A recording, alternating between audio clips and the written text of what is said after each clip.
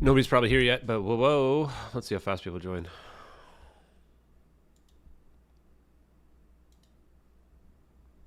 Let's see who the first person is. Let's see who it is. Who's going to be the first person to join? Why am I looking at pictures of Anne Maranth and XQC? Huh. Did he forget to start the stream up? Yeah, you're the first person. Quirky Service 2626. Top Rad second. Welcome. Super subtle. Oh, look at it. Everyone's getting on quick. Super subtle space, everybody. What's up, nerds? Hey, Eel, Sushi, Justin Channels, Eric Book. What's up, guys? Did you forget to start the stream? To start. Space is supposed to be right now. Uh-oh. Uh-oh. Let's try not to reveal DMs. I think you forgot to start the stream, to start the space. It's getting kind of awkward, guys. Yeah, we're going to have to learn about some... Everybody's on the Bitcoin train, huh? Hey, K.A., Al Diaz, PJ Mike. Hey, everybody who's just joined. Hunter.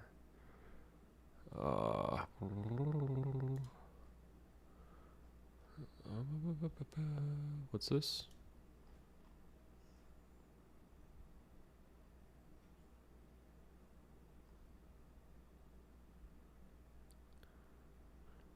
No, Lore Lodge was not the first one to interview me, not even by a long shot.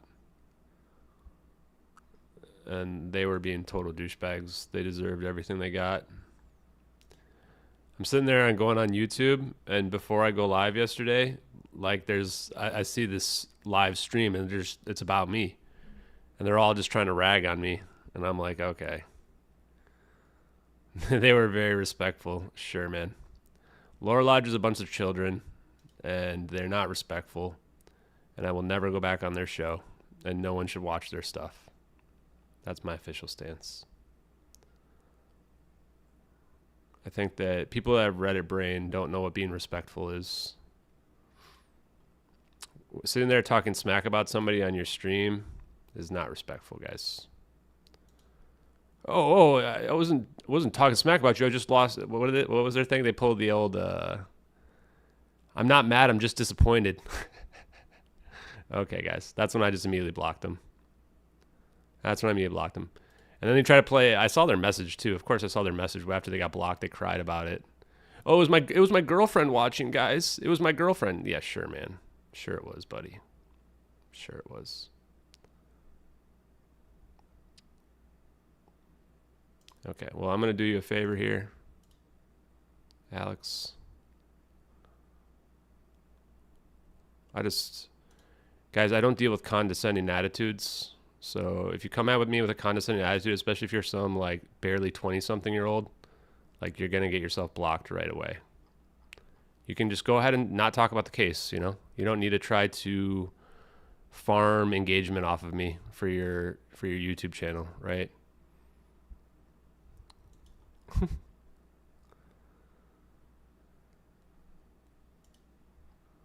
You know?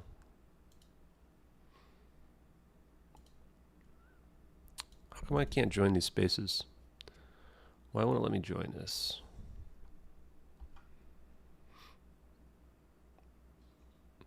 Yeah. Lore Lodge was fine, but then they got really butthurt because I debunked their like crappy debunk attempts.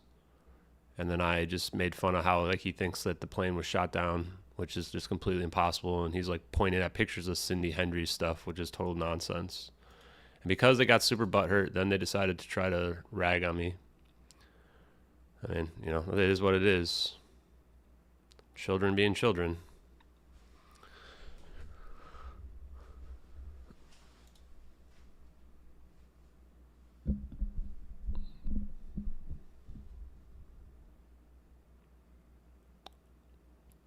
I don't pretend to be like the nicest guy in the world, man. I got some Bible verses that address it. Yeah. I mean, if you don't do your homework and you get embarrassed, like, you know, just own up to being wrong, right? They didn't create match up the VFX thing. They didn't even do it in a logical way. They're sitting there talking about plane getting shot down. It's like, man, just own up to being wrong, right? Like, Yo, yo, what's up, everybody? Long time no see. It's been a couple days since we've done the space. Appreciate everybody for hopping in. Hopefully, everybody had a great day. Look, if you want to come up on stage as usual, click that request button in the bottom left-hand corner. And if you want to this do should me be a fun. massive favor and support the space, you can click that button in the bottom right-hand corner, Laura drop a Lodge like, a debunked the whole comment, case. or a retweet. We got a very special space happening That's today. Reddit brain, Ultra Instinct. We're going to be joined here by Ashton. Ashton, I appreciate you for hopping out. We'll get into that here in just a moment. Let me get everything ready here just briefly.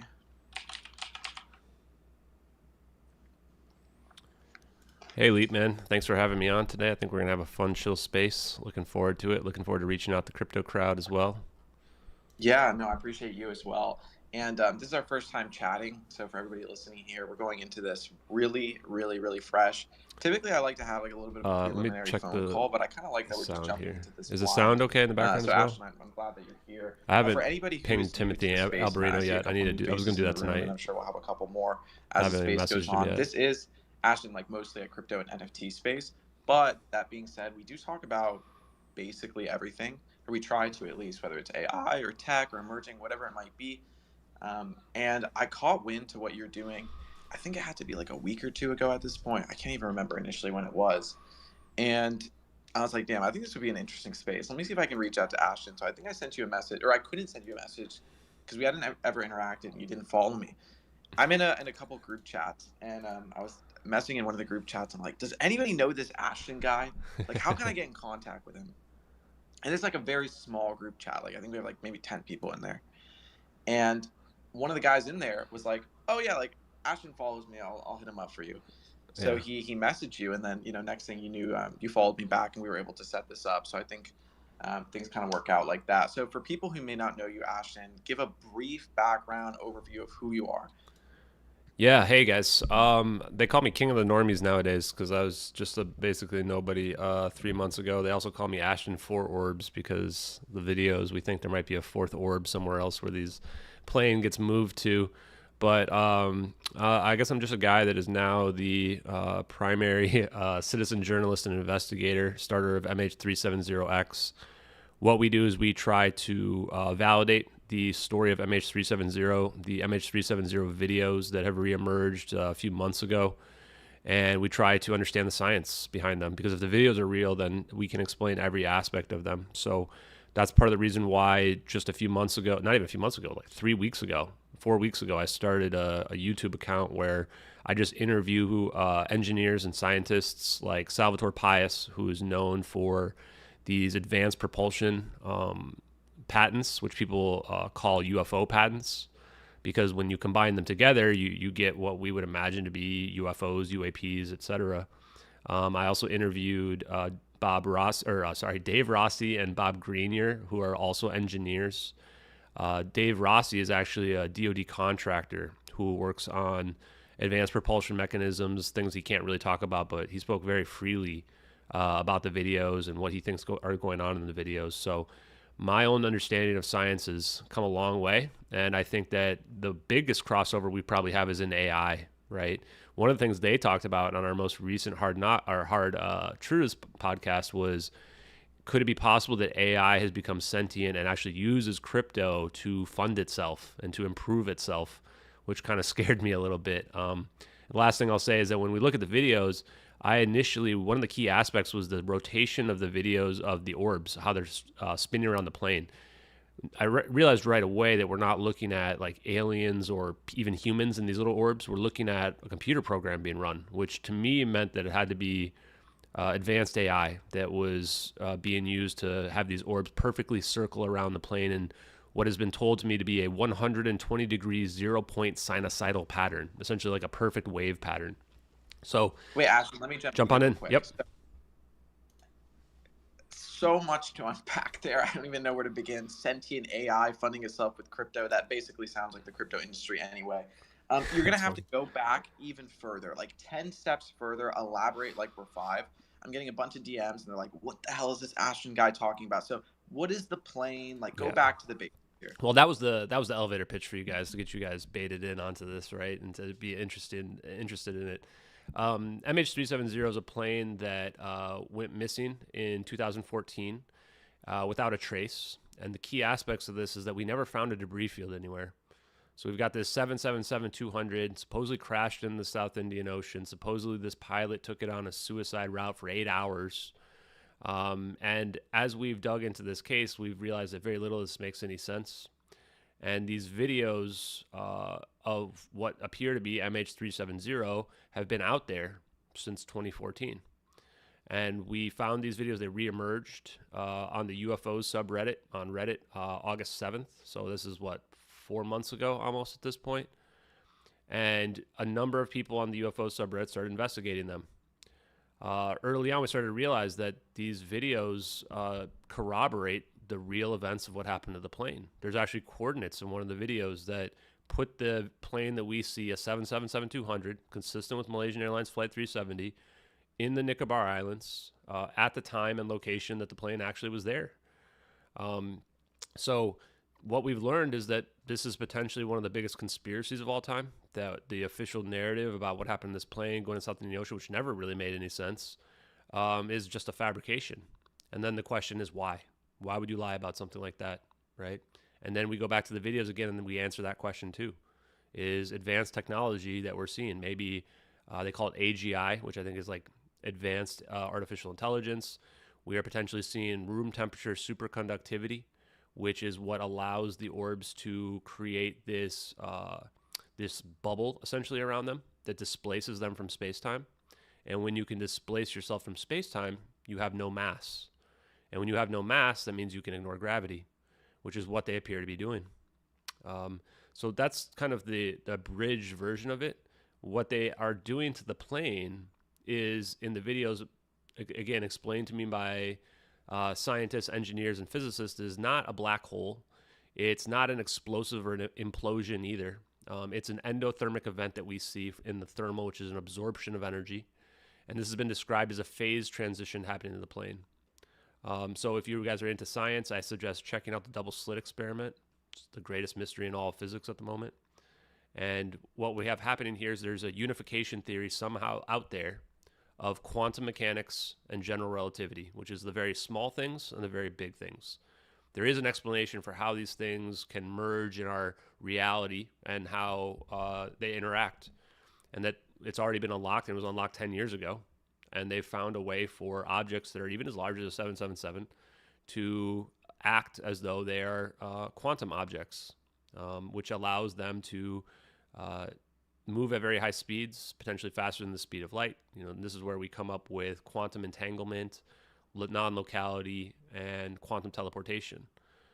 So these are the kinds of scientific concepts that we are dealing with, and we're dealing with this conspiracy. But what becomes bigger than the plane missing, as sad as this is to say, because there was 239 souls that were on this plane, families got no answers, witnesses that were all discredited because they had to cover up the official story, and a person who's a leaker who potentially went to jail. Even bigger than all that is the technology that's being hidden from us. And I think that's where the crypto side can kind of find some overlap, which is that, the fact that they cover this up kind of makes us essentially slaves to the system, right? If we have access to this technology, the same way if we have access to our own money through crypto, then we are no longer dependent upon the government, right? So that's like kind of the introduction to the story. Wow, okay, so there's a lot there. So I want to even go back further. So why did you take this upon yourself? Thanks, Robert. Appreciate it. Of maybe accidentally become the citizen journalist who's in charge or at the head of this entire report and investigation. Why did you feel it was important for you personally to spearhead this? Yeah, and I think the part where I got really activist about it is when the Reddit subreddit was able to prove that in the satellite video that we were looking at a Citrix session that was logged into the actual spy satellite database via the mouse that we saw in the video, having 24 frames per second, consistent with a Citrix session, but the background was 6 frames per second. So we see this discrepancy, and this discrepancy is explained by someone actually logged into the database. And in addition to that, I could tell at the same time, just by looking at it, that we weren't looking at somebody who took a picture with a camera phone or even had a camera set up behind them, right? They were doing an actual screen recording. So I'm looking at them going, wait a minute, did someone like do the, not necessarily ultimate sacrifice because they're not dead, I don't think, but they took a sacrifice to leak this footage knowing they would get caught 100%. And that's when I decided, like, okay, if someone's going to make this sacrifice, then somebody needs to speak up. And people ask me, well, why would you be the one to do this? And I'll be perfectly honest throughout this whole space, but I always try to be as transparent as possible, is that, for one, I have a security clearance with the government that is not related to any of this. I'm not trying to disclose this security clearance to make you believe anything I'm saying. The reason why I disclose the security clearance is that you realize that people that have tried to disclose this type of stuff, I think about the people like Bob Lazar, whether or not you believe he's accurate or not, they get discredited, right? That's how they fight back. They don't kill people as much anymore, although some people tell me they do. But what they try to do is they try to say that you're crazy or something like that, or, you know. And so with the security clearance, it means that I'm not Russian disinformation. Like, the U.S. government has checked my background out. I'm not crazy. They have ways to check, make sure your psychological profile is fine. I'm not a criminal. They go through all of your criminal history. So it gets rid of a lot of the different attack venues for somebody who would be disclosing this. The other thing is I don't have a lot of connections that people can use on me. I'm not married out there. I don't have kids, so they couldn't, like, threaten my family or anything like that.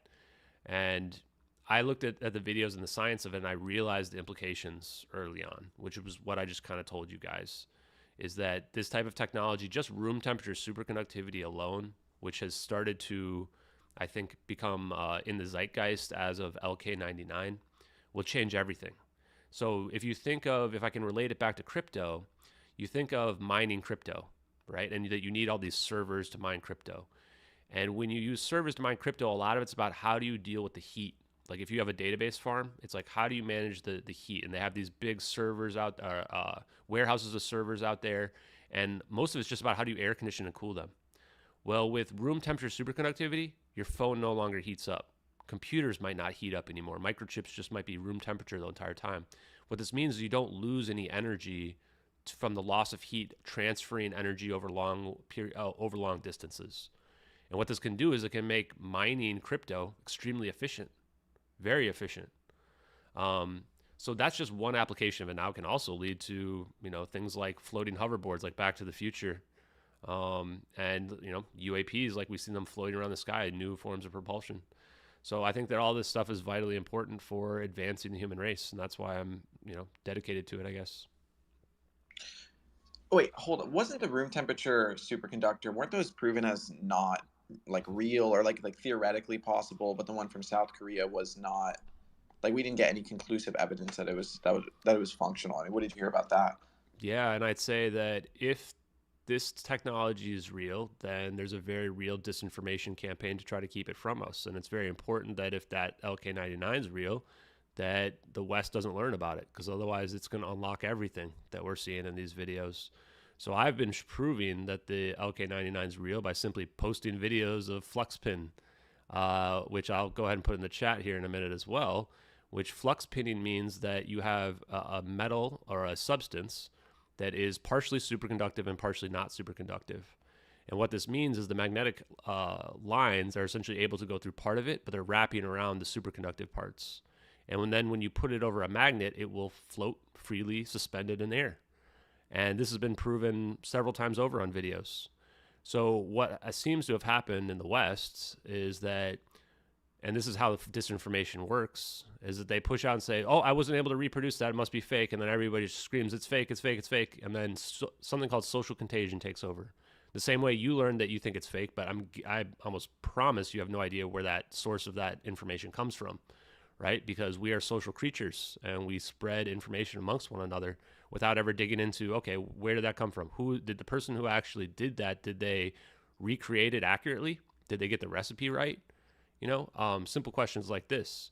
And I think that's where I would challenge us all to think very critically about the information that we receive. And I call it kind of the Reddit effect, which is nobody really reads past the headlines, right? Or the first top comments. And then we have this ability to kind of adopt those beliefs as our own. Now, I'm not saying that necessarily LK99 is fully legit. One thing I've learned is that we don't even necessarily need metamaterials for room temperature superconductivity. One thing I've learned from the engineers is that we might be able to induce room temperature superconductivity in regular metals as well. But I do think LK99's legit myself, so that's just my belief, though I can't prove it. Well, shout out to LK99. Okay, so look, let's say it does exist, which, look, I'm always a skeptic when it comes to a lot of things, and I think that's why it makes this conversation interesting. Why are they trying? Who's trying to hide it from us? Like, you're saying that they're trying to hide it from the West. Like, who is they? Yeah, that would be the government for sure. So this is all definitely being covered up for national defense purposes, right? Whoever controls the technology, if we look at the MH370 videos, we're talking about, let's just be frank, teleportation. That's not the only implication of this technology. This technology has several very important implications to it. Faster than light communication, force fields and cloaking, annihilation. So we actually think that this technology could completely wipe out any nuclear missile that's shot at us. The perfect defense, essentially. That's just for starters. Then we're talking about fusion power. If you can create this bubble that displaces these orbs from space-time, you can actually have the power of the sun inside one of these bubbles that can contain it. That allows for fusion power to be stable and miniaturized. You can actually even have free energy, that you can have an open system that puts out more energy than it takes in. As hard as that is to believe, that you can actually borrow the energy from the vacuum of space-time. And then lastly, the biggest, most important part is doomsday weapons. If you read the scientific paper from Salvatore Pais, the last paragraph where he describes all this technology, high-frequency gravitational wave generator, the last one is that you could use this technology to destroy a planetoid or asteroid. Now he's being coy there, because if you just scale it up, now you're talking about destroying a planet. Scale it up even more, now you're talking about destroying the sun.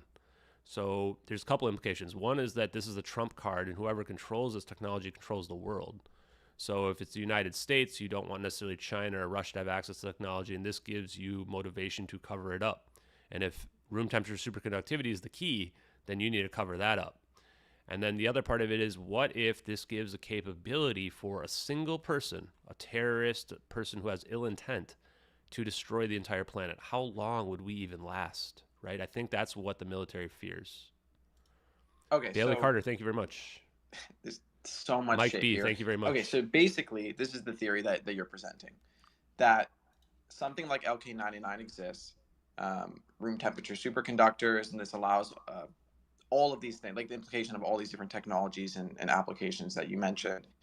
And what does that have to do with them using it on this specific plane? So why did they use these orbs to teleport the plane, essentially? Like, why would they do that? What's the purpose? Like, you're saying to keep the technology.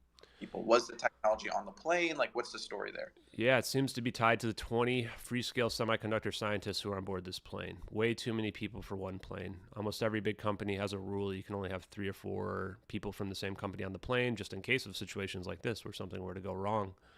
We've been able to tie these people directly to U.S. defense and aerospace several different ways. They put out a press release saying that they were supplying RF power needs for U.S. aerospace and defense. There's rumors, if not necessarily 100% accurate, of microchips that are extremely tiny that have all sorts of purposes. Talking to one person who was a podcaster, said that they could actually have room temperature superconductive chips. They're used in quantum computers. And when we're talking about advanced AGI, we're talking about potentially quantum computers being necessary for that. And then we also even found, which I didn't think we would ever find anything like this, but a 2005 National Security Agency report about commercial emergence of room temperature superconductive chips. And it references free-scale semiconductors 9 times. So we have 20 engineers from this company on board this plane, where this company is directly tied to U.S. defense. And I would argue that the motive then is that either you are saving these people in a doomed plane situation, or this is an espionage situation where you're preventing them from going to China, because even if you set back China 10 years from this, like, whoever controls this technology just simply has military supremacy of the world. And then the last theory that I think has some plausibility is that if this plane is doomed, perhaps this is a situation where you're just testing this technology out. Maybe it's not proven yet, and you're like, well, they're doomed anyway, we might as well give it a go. But my personal opinion is that they're trying to save these people that are very important. Thank you, Mike B. Appreciate it. What was wrong with the plane? Why did the plane, why did they have to save it in the first place? So the real story of this plane is the lithium-ion batteries on board it. 221 kilograms. That's almost 500 pounds of lithium-ion batteries in the cargo bay. They're actually made by Motorola, which is where Freescale Semiconductors broke off of in 2004. Now, I think that's just an incidental fact, but 19 different witnesses all tell the same story. Mike McKay, when this plane goes dark, he sees it on fire. And this is where these lithium-ion batteries would have ignited. And if you watch lithium-ion battery fires, I'm sure some of you guys have seen them. Extremely dangerous events. They actually smoke, then they explode, then they're on fire, and you can't put them out. It's called runaway lithium-ion battery fire. I didn't even know how dangerous these were until I started investigating it. Turned out that a bunch of planes burned up in the years before this, and then the year after, 2015, the FAA outlaws them in the passenger or in the cargo bay of passenger planes because of how dangerous they are. And we got 500 pounds of them there. We might as well just load this thing up with TNT. Now, the thing about it is that these cargo bays are actually built to withstand fires up to 1700 degrees Fahrenheit or 900 degrees Celsius. So from talking to engineers and experts, it's actually possible they could have maintained or kept this fire at bay temporarily for even over an hour, which is about how long we think this plane needed to be in the air in order to get to the position where the videos happen. And so they're using all the halon fire extinguishing devices on board the plane. They're putting the fire out. It's coming back up again over and over and over again. And what this is doing is it's causing a chemical reaction in the halon extinguishing devices, which is releasing bromine, a halogen gas, which is causing the plane to have this orange glow. And there's actually a witness, these 19 witnesses, including one who sees it start on fire, some that hear the explosion on the coast, 8 fishermen on a boat who've seen it flying really low, consistent with it being depressurized, but the pilot trying to give the passengers enough oxygen to be able to breathe.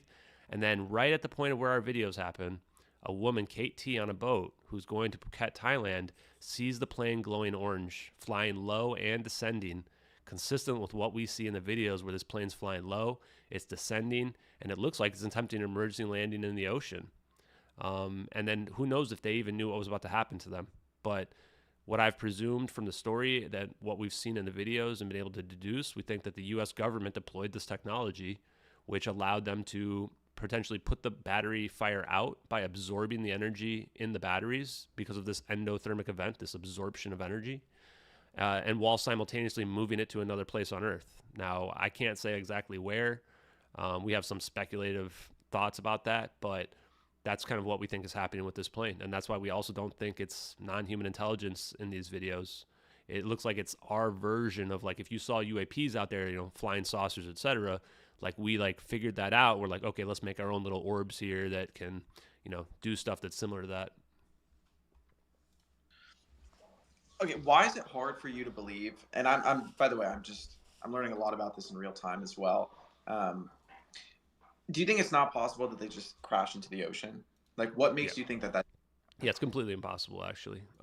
So here's the reasons why I didn't crash into the ocean, in the South Indian Ocean here. I mean, I've got a list of evidence that's currently not pinned to my profile. It used to be pinned for a long time.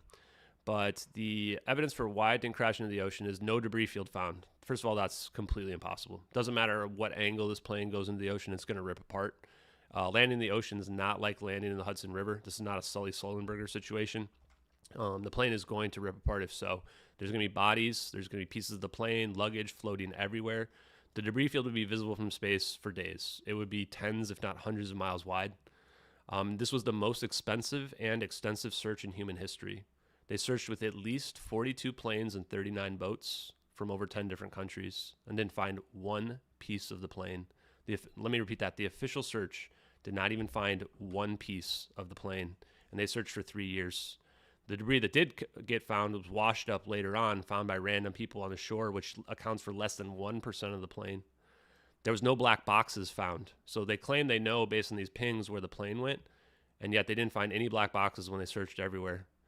There's 3 different acoustic systems that would have heard the plane crash into the ocean. The SOSA system, the one that heard the Titan sub pop recently, if you guys remember the Titanic situation where that sub went down, they lied. They heard the sub pop, the Navy did, the first day, and they didn't say anything for 5 days while every media station had these oxygen counters running on TV. This system was active back in 2014 and would have heard the plane crash.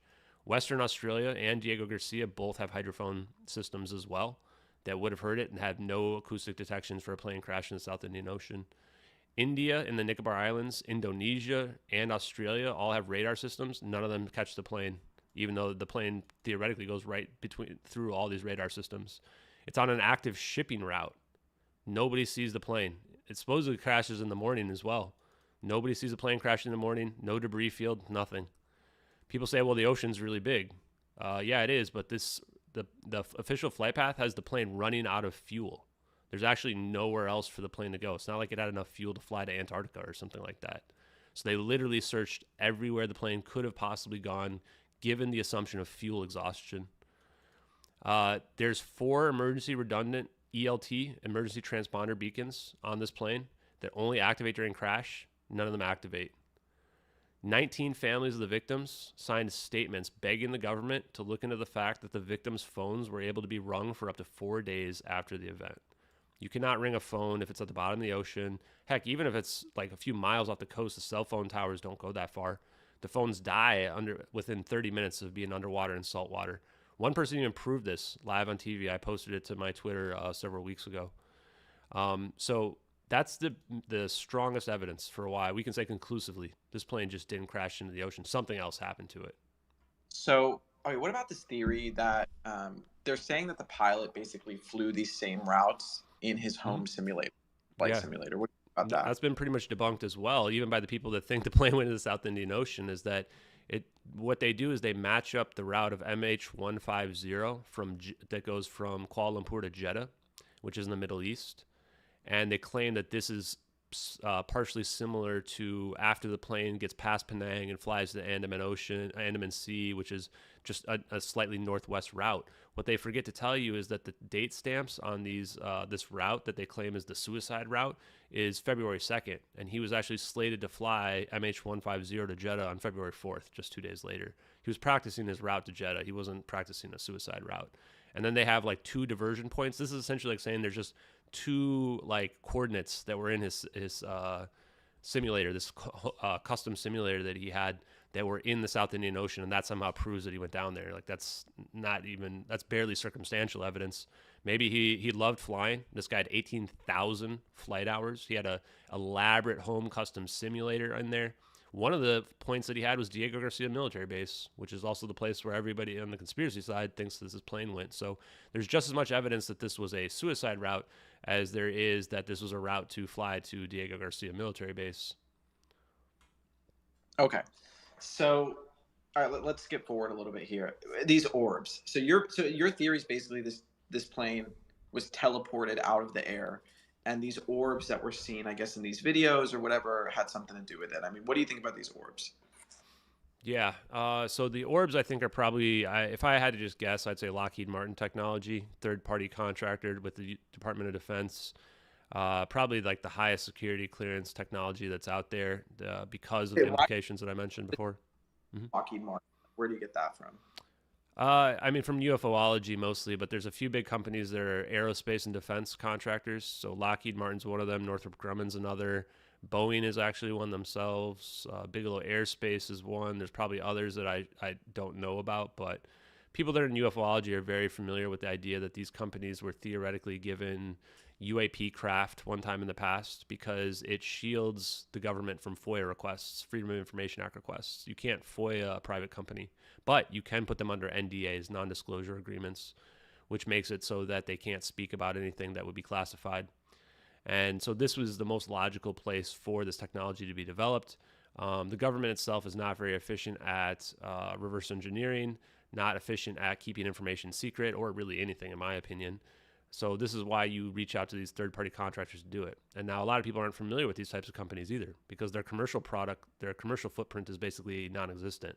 They almost wholly exist to be subsidiaries of Department of Defense and military purposes. Okay, so what are these orbs? Like, where do they come from? Like, let's say they are made by Lockheed Martin or some other group. What doesn't really matter. Where are these orbs? Like, where's the actual proof that these orbs exist and teleported this plane? Well, I mean, that's a bit of a loaded question. I think the answer is we've got 2 videos.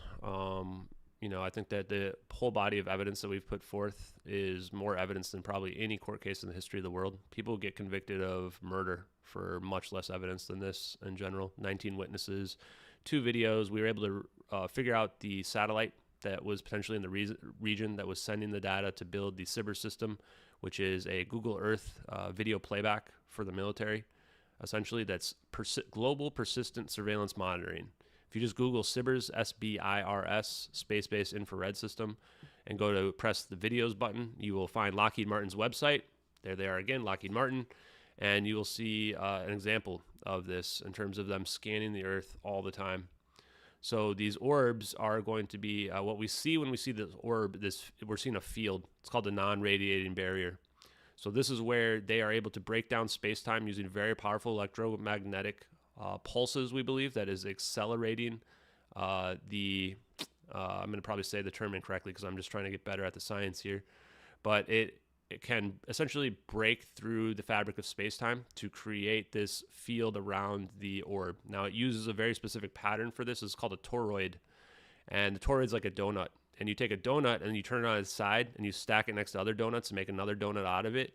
And you can create a shape that can focus and amplify these electromagnetic fields. So it makes it so that when this interaction occurs, I think I'm going to say this wrong, but the electrons, they kind of get stuck to a point and focused.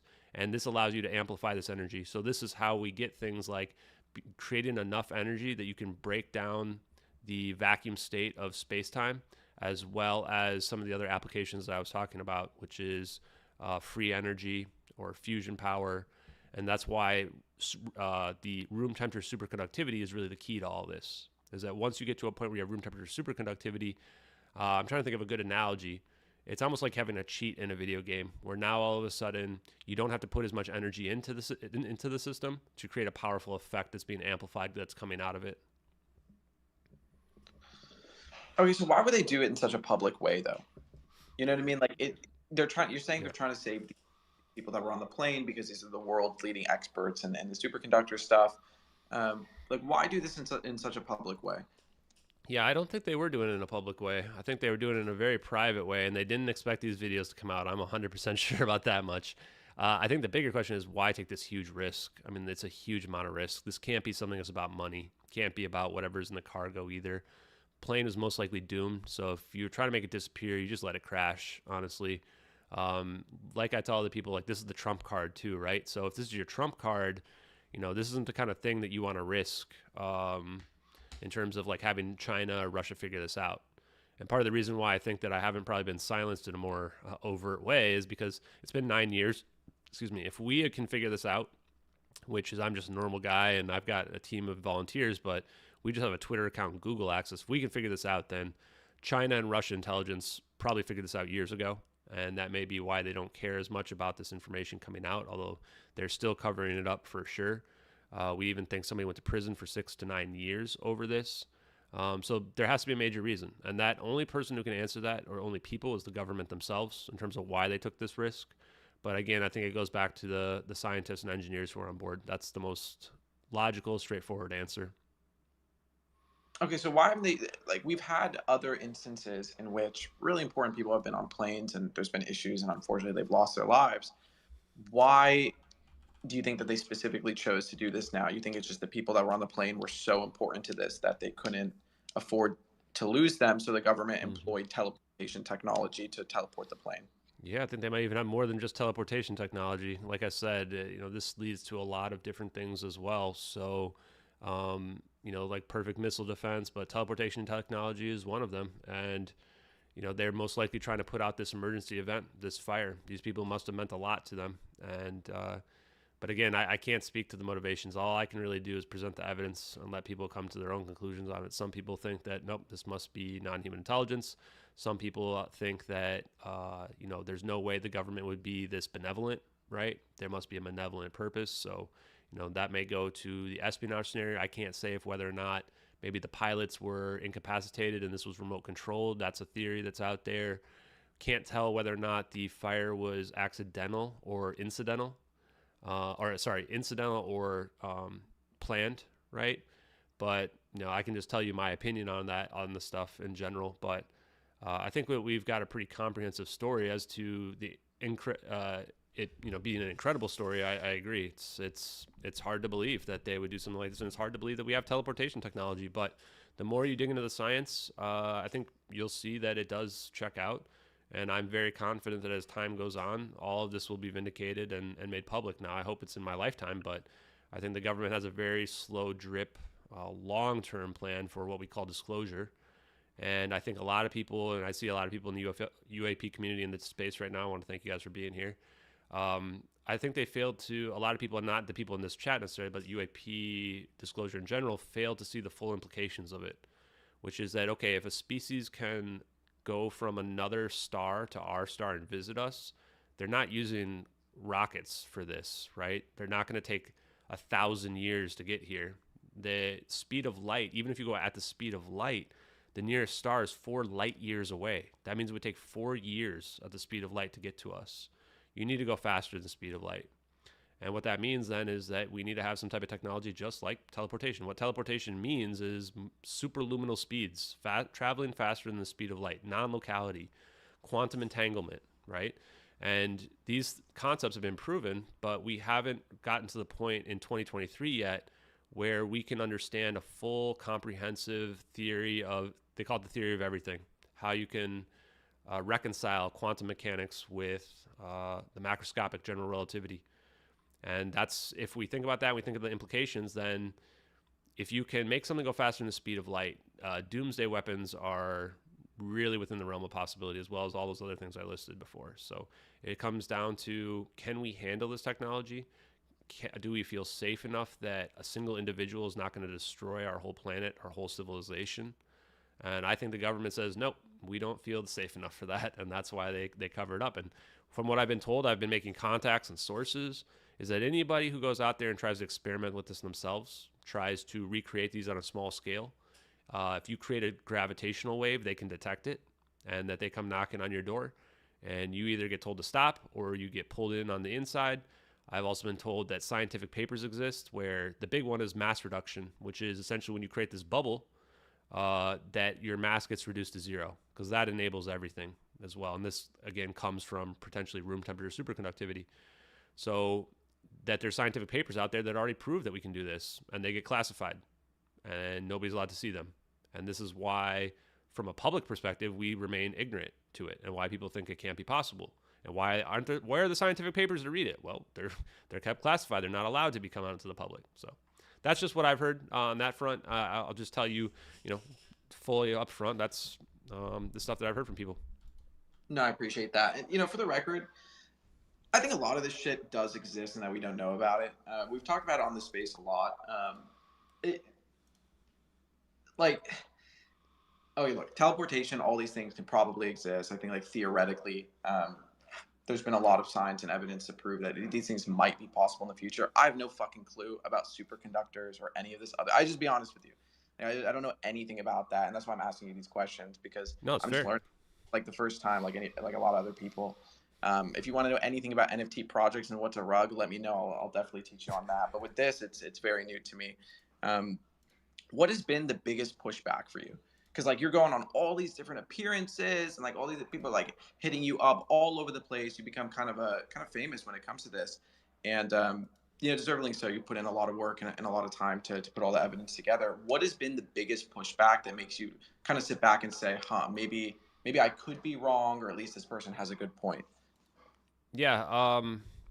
No, I think that I definitely have doubts a lot in the story. I think that at this point, though, we've put together such a comprehensive story that in my mind, there's no doubt that the videos are real. I mean, finding the leaker was really the one of the biggest smoking guns, is that the evidence for Edward C. Lin being the guy that leaked this stuff is almost completely undeniable. I mean, but I think that the people that ask the questions end up just leading to more authentication of the videos. One of the biggest ones was the Sibber system. We had isolated a satellite. There was a satellite pair staring right down at the Nicobar Islands. So we've proven the U.S. government has spy satellites staring right at the plane, where the plane supposedly turned in the South Indian Ocean. So they know for sure whether or not it did or did not go into the South Indian Ocean, and said nothing. We know that for sure. And people said, well, the satellite's moving really fast. How could this satellite be taking the video, right? And the answer is it's not. It's just sending data to a computer system that is producing a real-time video 3D playback battlefield map, just like Google Earth, right? And this is proven because we're seeing 6 frames per second, where we're seeing 6 frames per second because it's a computer program that's producing a huge resolution widescreen field of view. And it can't do that at a higher frame rate because it's pulling data in real time from a satellite. And it can create the color, whatever color it needs. This is also why we don't see the atmospheric distortion when we're staring at these videos, because it's not really actually staring at it. It's like a recreation of it. This is also why we see the 2-axis coordinates in the bottom left. The reason why we don't see 3-axis is because it's not tracking the plane in the third dimension, which is the up-down dimension. It's just X and Y and it's pointing at a point on the Earth itself. And so this is how they can move it around and theoretically pull back video playback of anywhere they want on the whole globe at any time they want. They can go back and say, oh, where was Ashton last week outside of his house, right? And look at me. So this is probably one of the most startling revelations in general. This is where like Kim.com started to get interested as well, because people that look at it from the global, government surveillance can realize what the implications of this stuff are. And people have put a lot of debunks out there. Some people think we're looking at 90s video game graphics. Some people think that there's, similar frames, et cetera, out there. But we've been able to refute every single one so far pretty conclusively, in my mind at least. And the biggest thing is that we put up a $145,000 bounty, $100,000 from Kim.com, $20,000 from the Investigate Earth podcast, Chad and Sherry, who are amazing people. And then another $25,000 from a follower of mine who ran for higher office, which means either Senate or Congress, who I've spoken to and actually really believes in the case. So that adds up to $145,000 to find the supposed hoaxer of these absolute masterpieces and produce the source files. Because just like making like a CGI in a movie, right? You don't produce the end product on the first try, right? You have a bunch of work in terms of building up to that. So this person would have a hard drive full of stuff. They didn't apparently want any credit for some reason for the last 9 years. But now they can get $145,000 and presumably any job in any studio on the face of the planet, given the amount of work. But I think that the reality is that that's never going to happen because the videos are just real, as hard as that is to believe. And I was in your same spot. I'll tell you as well, just as a quick story, is that the first couple of weeks when I was staring at this and I'm going, wow, this is real somehow. I couldn't believe it myself. I was having such hard ontological shock that I actually asked my parents. I went over to my parents' house and I'm talking to them and going, guys, I have to ask you something. Just don't think I'm crazy, but is this the Truman Show? Is this like a prank? Is this is my whole life a prank? And because that felt more plausible to me than there being teleportation technology that's hidden by our government out there. But it starts to fade after a while, and you start to come to terms with, well, you dig into the science, and you're like, okay, wait, this does kind of check out. You have people like Salvatore Pais reach out to me and go, I want to do a podcast with you. And I'm like, I don't even do podcasts. But this guy wants to talk to me because he's looking at these videos, and he can tell that his patents are on the video, right? So that's the part where you're like, okay, this isn't the Truman Show. This is somehow real. But yeah. Yeah, it is bizarre. It definitely is bizarre. So you don't think that it got shot down in any way? No chance. I mean, it getting shot down is even less plausible than it crashing, because the debris field would be like hundreds of miles if it's shot down. Just like with, I'm trying to think of any other examples that recently. But even like UA-93 on 9/11, which well, we're gonna go with the official narratives on this one at least. That these heroes fought back against the terrorists who were flying the plane. Like the debris field was, I think, over 100 miles on that, with it just crashing. And if it was in the ocean, that's going to spread out. And we've proven we have satellites everywhere. China, in fact, hacked the Malaysian government the next day, stole the crisis media minute notes and supposedly classified information about MH370. Like, what would be classified the next day? The answer is China has satellites too. And they knew this plane didn't crash in the ocean.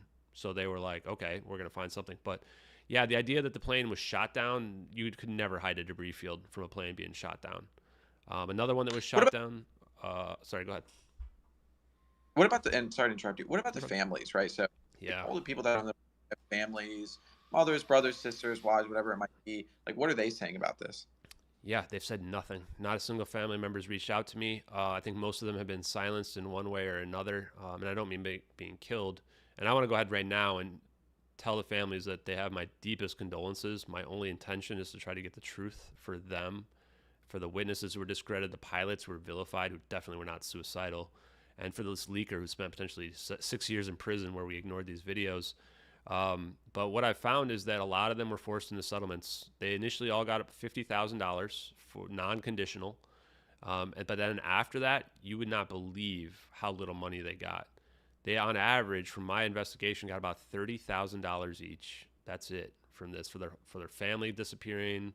And the reason for this is that most of these cases, actually all the cases, were either tried in China or in Malaysia, because there was a case in the United States in 2016 that I think over 100 of the families tried to get the case in the United States where they potentially would have got millions each.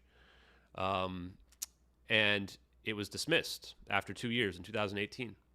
And it was dismissed because they argued that Malaysia is the better place for it under some law regulation says, okay, whichever country is more applicable, that's the only place you can sue, even though Boeing's an American company.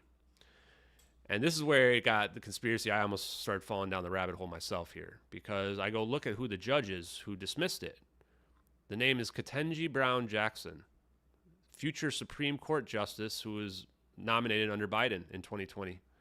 And that just seems very, like, how could that possibly be the one justice that gets nominated to the Supreme Court just 2 years later? Seemed very unusual to me, especially because if these videos are real, now the United States is directly implicated in the disappearance of the plane.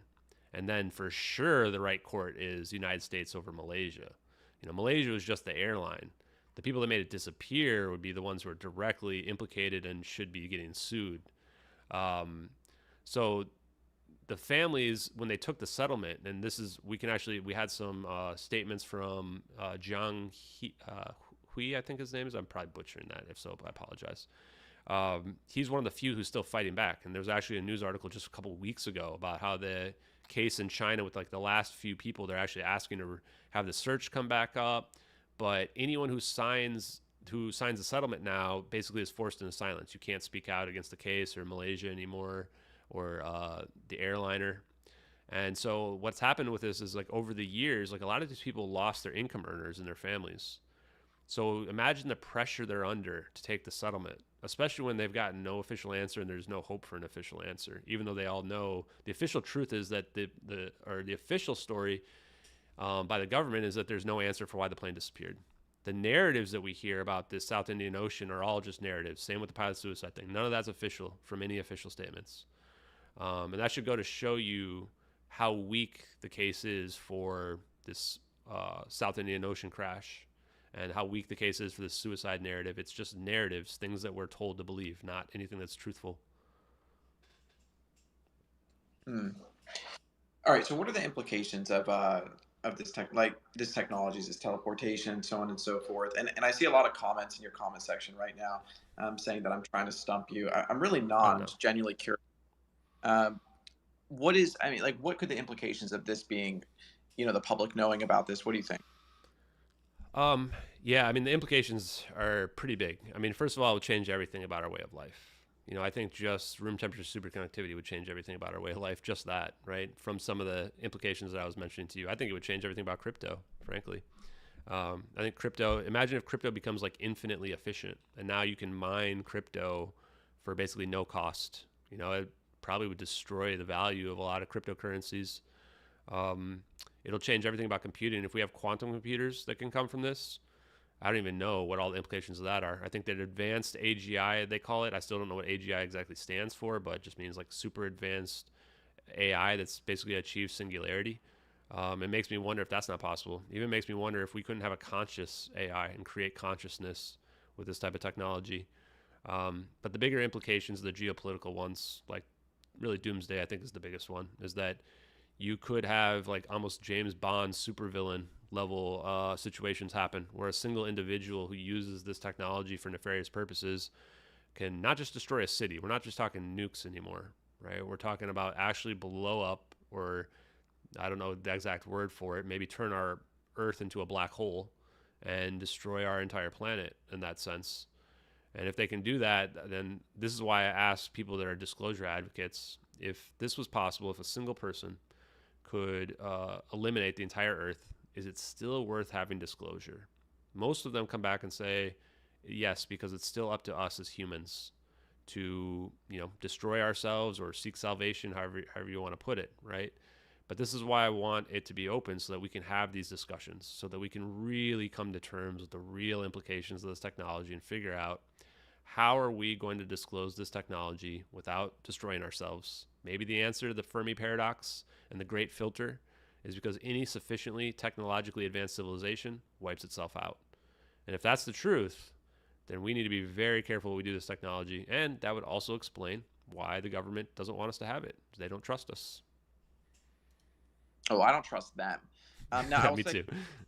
what is you're absolutely right about crypto. I think it would just destroy. I mean, if everybody could just infinitely mine and there was no cost of doing it, I think it would.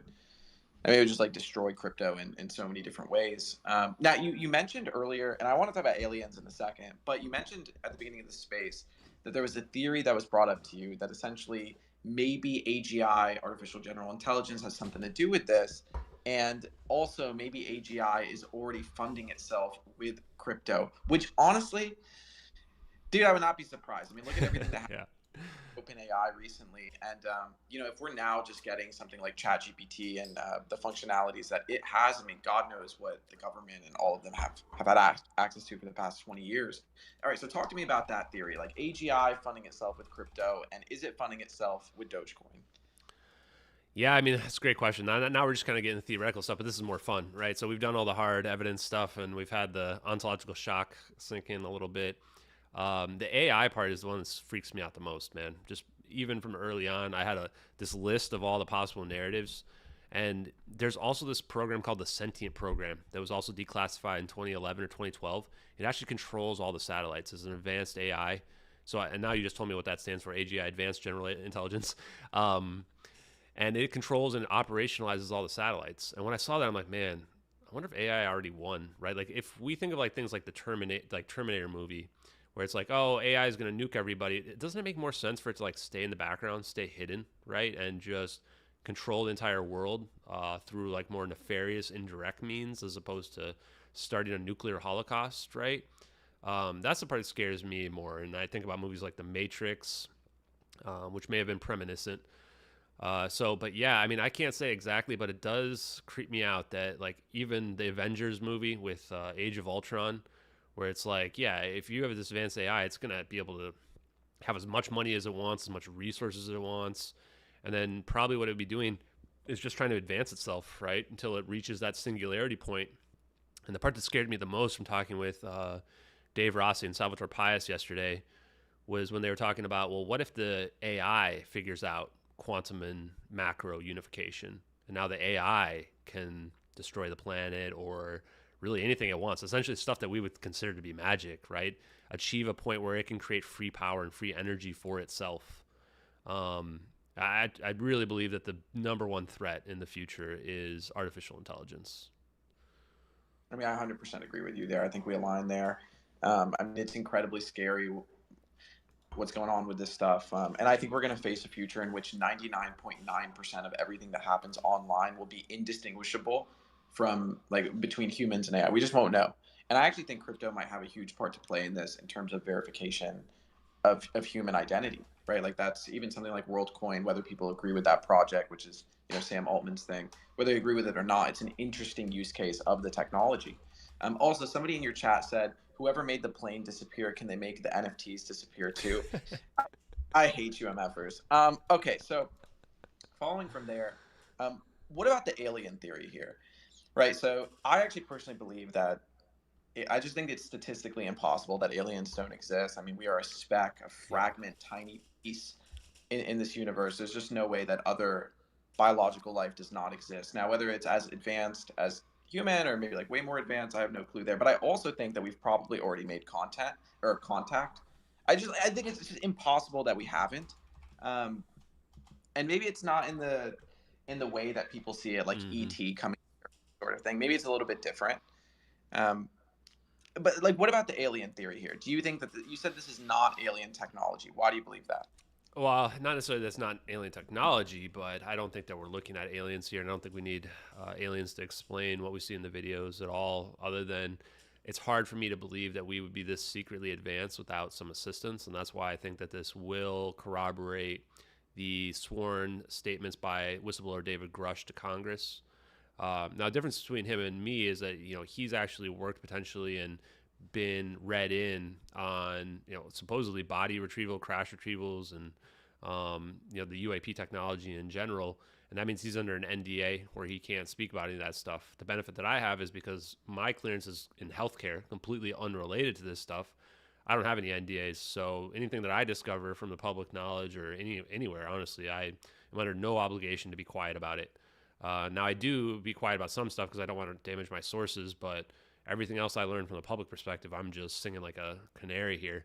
My personal opinion is that, I don't know that aliens are visiting us. They could be, for sure. I think that a lot of the UAPs we see are probably either our technology or Russia or China's technology. Even going back to, I think you were even mentioning the February shootdowns earlier, the China spy balloon, but then there was like 3 other shootdowns or 4 other shootdowns after that that were like not nearly as politicized or covered in the media. And I think that stuff could be our technology. If we found this, we could easily have found it from archaeological digs. Like first of all, I agree with you. There's got to be aliens out there somewhere, right? The universe is too big. We're not the only life, I think, in the universe. There's other life out there somewhere. The only question then is, can they get to us or not? I think this technology makes it so it is feasible for them to get to us. But it does seem to just make more sense that they would have been here before us. We would have dug them up. We would have found these archaeological digs. We find these UAPs. We figure out how they work. But my favorite theory when it comes to non-human intelligence is the ultra-terrestrial hypothesis, which is that they are like our cousins, that they maybe either come from the oceans, which, the ocean is more vast than even the land that we have, and we know very little about it, or potentially even could be underground. But I think that the ocean hypothesis is the one I think is most interesting because a lot of these UAPs, they're seen by the Navy over water. A lot of them, a huge amount of the sightings are. And the Navy seems to be the one's hiding or covering a lot of this stuff up. So it all seems to tie back to the water. And just from some of the other stuff that I've been tracking UFOlogy for about 6 years now, since 2017.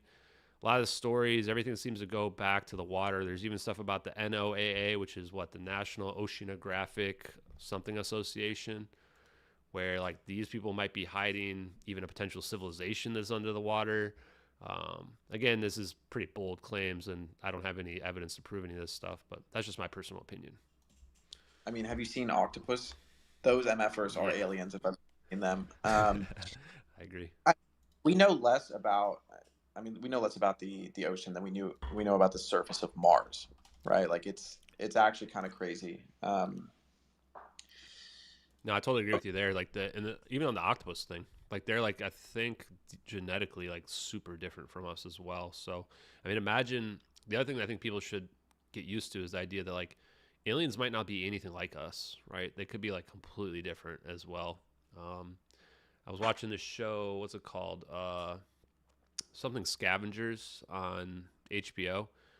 One of the trippiest shows ever. It's like an adult animated show. It just came out a few months ago, and like there's these scavengers that crash on this planet, and this planet that like whoever thought of this show was like on a lot of drugs for sure. But the coolest parts is like all the different life forms and just like mind bending things that happen on this planet that are just completely incredible. And that's what I think people should be thinking about is they're not necessarily going to be just like us. No, 100% agree. And I think to think that they are just like us is the most pretentious, like self-centered, egotistical way that like humans thinking that aliens going to look exactly like us, talk like us, act like us. We're not that important. Ashley, have you ever had any threats? Has anybody like come at you and said like, shut up, like shut this up? First of all, this show's called Scavengers Reign. You guys definitely should check that show out, man. Trippy show. No, I haven't got any threats yet. I'm actually surprised that I haven't got any threats yet. I definitely expected to get like a knock on the door, a weird phone call, or something like that, and I haven't. I definitely have had a lot of attacks on my character for sure. But I'm always skeptical to try to blame people for a lot of that stuff, because I think that just the nature of this is so hard for people to understand and believe, that I can understand why people would have an emotional reaction and lash out on that front. And that's even why I've tried to reconcile with a lot of the UAP community that we've been at odds. But no direct threats. Really, there's very little I could be threatened with, though, honestly. Like, I'm ready to lay my life down for this if necessary. And I just mean that from a perfectly honest perspective. I could not live with myself at this point, knowing that this is all true and keeping it quiet for the rest of my life, unless they paid me a lot of money. But no. And there's not a lot of people could threaten me with. Like, if they came after my dog, I would definitely go full John Wick on everybody. But other than that, there's not much they could do. Yeah, they better not come after my dog for hosting this space. Okay, here's a question that somebody just sent me.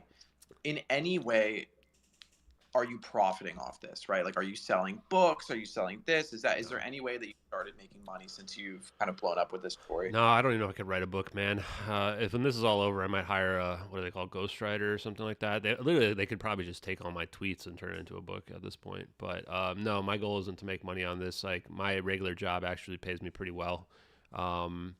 And I do want to make a documentary about it, just because the MH370 one on Netflix is a straight garbage. And documentary we would make about this would be like 100 times better. And I don't know, maybe it would make a lot of money, but the purpose of it would be to get the information out there. And I think that this is why I'm not making something like Skinwalker Ranch or some cheesy TV show that's like for entertainment, right? I want to make a movie that's about getting the evidence out there in a format where it can reach a broad audience, that's done in a serious format, no scary music and stuff like that, right? But I don't know. I don't even think they would let us. Frankly, I think that any director we talk to that's serious would get talked to by the government and say, no, don't do this, right? And then the only reason, like, full disclosure, I've made, I don't know how much money off Twitter recently, probably a total of like $250. And I started giving some of that back in gift cards to some of the investigators in the inner circle that have helped out and done a lot of work.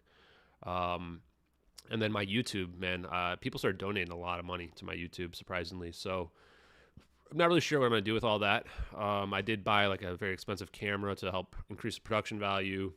Spent a ton of money printing out letters and sending them to Congress and stuff like that. So I'm definitely not profiting in any significant way at all. But just full disclosure, like, yeah, people have been extremely generous, even though every single time in my space I tell people, and I mean this, is that if you need your money, please don't give it to me. But there are people out there that have, I guess, lots of extra money, and they believe in this cause a lot, and they've been donating very generously to the YouTube stream in general.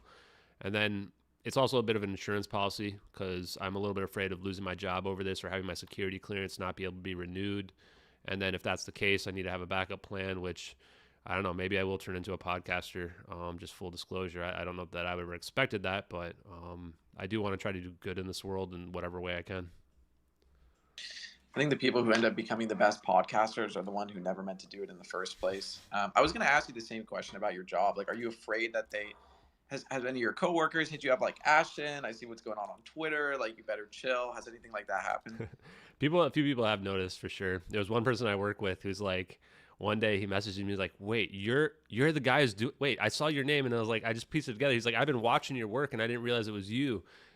He's like, and I mean, I have a pretty distinct name, but for a while I hadn't revealed my full identity. And so he just thought it was maybe a different Ashton, or that I was using a fake moniker or something like that. And so he started following, and I think he's secretly in my Discord as well, but nobody knows. And then there's a few other people that I told at work, but weirdly, like, no. I was actually talking to my boss just the other day about it, and I was like, so I was on Alex Jones. Did anyone say anything? Like, cause I'm just like a little bit worried about it. I was even worried about just going on Alex Jones in general, just because of the negative connotation that comes along with it. But the reality is, I can't afford to turn down a huge platform like that, especially one that's like literally about conspiracy theories. So I think it was still a positive experience. And if the government acted so overtly like that and like attacked my job or took away my security clearance, like, it would probably go to authenticate the videos in a way that they don't want. So they have to be very careful about how they act in this situation, right? Yeah, when you at the beginning of the Alex Jones pod, you're like, just disclaimer, like, I've heard a lot of bad stuff. Like, this has nothing to do with me. No, that's wild. Have you considered having maybe an NFT profile picture so you're more believable? I don't even know. Was that like what are the NFTs again? Like, you guys gotta be like you gotta understand. Like, I was never really on part of social media, or like I've got too much boomer in me, is what I say. Like, I get people try to say that like I made these videos, and I'm like, dude, I can barely use YouTube. I barely was able to cut 5 minutes of a video yesterday, which is the first time I'd ever edited anything. So NFTs, I think that they're like videos that you pay for. Or what are NFTs? Oh, I can't. You just hurt my soul. There's actually people in your, not from like a couple of our viewers have gone into your chat, but like I see somebody in your chat. Their name is Rudale, and they've actually like a long time listener of our space, and they have a profile. It's interesting how the audiences can kind of overlap like that. Yep. And they're rocking a profile picture called D Gods. No, I mean NFT, non fungible token stuff. It isn't my time to teach now. Is basically it's just as a digital certificate of This is authenticity, and it funny, chat. authenticates that something is legitimate, Non-fungible and from tokens. the place that you think it is, and it's usually on a blockchain, so something like Ethereum, Solana, so on and so forth. And a lot of time, NFTs can be used for videos, but they're most often used for pictures. So whether that's like high level art, whatever it might be, or just something even like my profile picture, which somebody in your comment section called an Amish blue potato chip. I've heard the potato chip part. I haven't heard the Amish part before. So that's NFT stuff. And look, just like you have people that This is try to hilarious, call man. you crazy or disprove you or whatever. I mean, we deal even maybe on a smaller scale the same thing in the NFT space, where regularly, people come up on stage and just call us fucking idiots, for supporting something that we believe in. So I definitely feel you on that one. I mean, like, how has your life changed from a day to day since this started? Like, I don't want to take too much of your time. I just have a couple more Oh no, you're questions. fine, But man. So wait, um, so you bought, so basically it's art that you buy, and then you own the art and nobody else can use it. So like there's no other blue potato chips out there. okay, so I'm gonna ask you this question: how much do you think I paid for this picture? That's what I was gonna ask you. So $50. I don't know. I it's worth 50. It's worth $50 now. It's literally worth 50 now. But I bought it in February of 2022, and I paid $600 for it. $600. Wow. Well, so but that means nobody can use it though, right? Like you're buying the Well, exclusive rights to it, or what? so a lot of NFTs are IP based. So I something feel like bad, Bored Ape chat. Yacht Club, like their whole I feel narrative bad. was, and I'm sure you've heard of that. That's like the biggest NFT project. It's like their monkey pictures essentially. So with that, you have IP rights and you can use that, so on and so forth. But mine specifically is CC0, so it's in the, like, anybody Not can now use I'm it. So learning, there's chat. literally no point in even me Now buying I'm it. I learning. just kind of liked the picture. I love this And discussion, yeah, by the like way, a lot of chat. people buy NFTs because they do enjoy the art and they want to collect. But the majority of people buy NFTs, just to be completely honest, is because they want to sell it for more money to somebody else. Like that is like, and it's the same thing with crypto. Like, I love crypto, and that's the thing that I'm fully behind. I believe in the narrative. I believe in sovereignty of your assets and everything that comes with that, and really just decentralized, uncensorable money that's not limited Does by this chip geographical expire? borders, all that good stuff. Um, but Interesting. like, most people are not in crypto for that reason. Most people are in crypto to play the casino, to gamble, and to make money. And I think it's also really important as people in the crypto industry to recognize that that is a reality. And in order to change that narrative, we actually have to build things that people want. Unfortunately, in the crypto space right now, there's very, very, if not I almost like this zero guy, chat. actual day-to-day use This is a case. good Like, I conversation. believe the killer application of crypto is actually payments. So like paying people. Mm-hmm. But unfortunately, we don't use, like Bitcoin is too expensive and too slow to be used as daily payments. There are things called layer twos, which, it's We're exactly learning what it here. sounds like. It's like a layer on top of it that handles transactions and then settles to the main chain, and that can operate a lot faster. But those have a lot of problems with them too. They're not decentralized. They have This guy's issues, smart, so on and man. so forth. So Other we've than paying actually six hundred seen dollars for just that, in the yeah, past, smart. like 2-3 months, just crypto going absolutely crazy. I mean, Bitcoin crossed Mm-hmm. $42,000 today. So people are Wow. like very euphoric right now in the crypto space, but I always like recommend caution, an optimistic level of caution, just because, dude, this stuff It's is easier to believe in the orbs than unbelievably NFTs. volatile. And but yeah, I mean, I could talk about it all day. But No, I are love you it. So do you yeah, use? I was gonna say that real quick. I wanted to make a quick joke, which is that I think asking how much somebody paid for their profile picture or whatever is probably like asking a woman how old she is. You gotta be careful. Yeah, actually, most of us have probably paid a lot more for our profile pictures than we want to admit. I mean, it's a tough space, just like anything else that's new. like the majority of things that came out in the last bull market, so 2021, 2022 specifically for NFTs, 99% of them are basically worth zero now, which is the tough part here because, I have like a fundamental belief in the technology and how it can be used, but the majority of people, again, are using it just to speculate and to gamble. And that's the uphill battle that we face in crypto. Another thing is this idea, and I want to ask you what you think about this. So you have people probably trying to censor you, or maybe you don't. But I would assume that there's some people like either trying to discredit you or mass report your account, censor you, so on and so forth. So one of the big things in NFTs or this industry we call Web3, which is just the third essentially iteration of the internet. So like Web 1 was like read and write, like email, blogs, things like that, just basic communication. Web 2 essentially is the creation of stuff on the internet. So I look at that as the inception of social media, YouTube, Instagram, that whole era. And then Web 3, which is what we're in now. And by the way, these are just marketing terms, but this is the way that I at least describe them. I look at it as essentially just ownership. Like you can actually own things on the internet, which is fundamental. It's like huge. It's a complete paradigm shift from where we were. But do you use crypto at all? Do you own any? I'm trying to learn how it works. So I'm planning on actually getting some crypto here in the next week or so. But I just figured out that you got to use a wallet, and someone told me the wallet Meta something or other.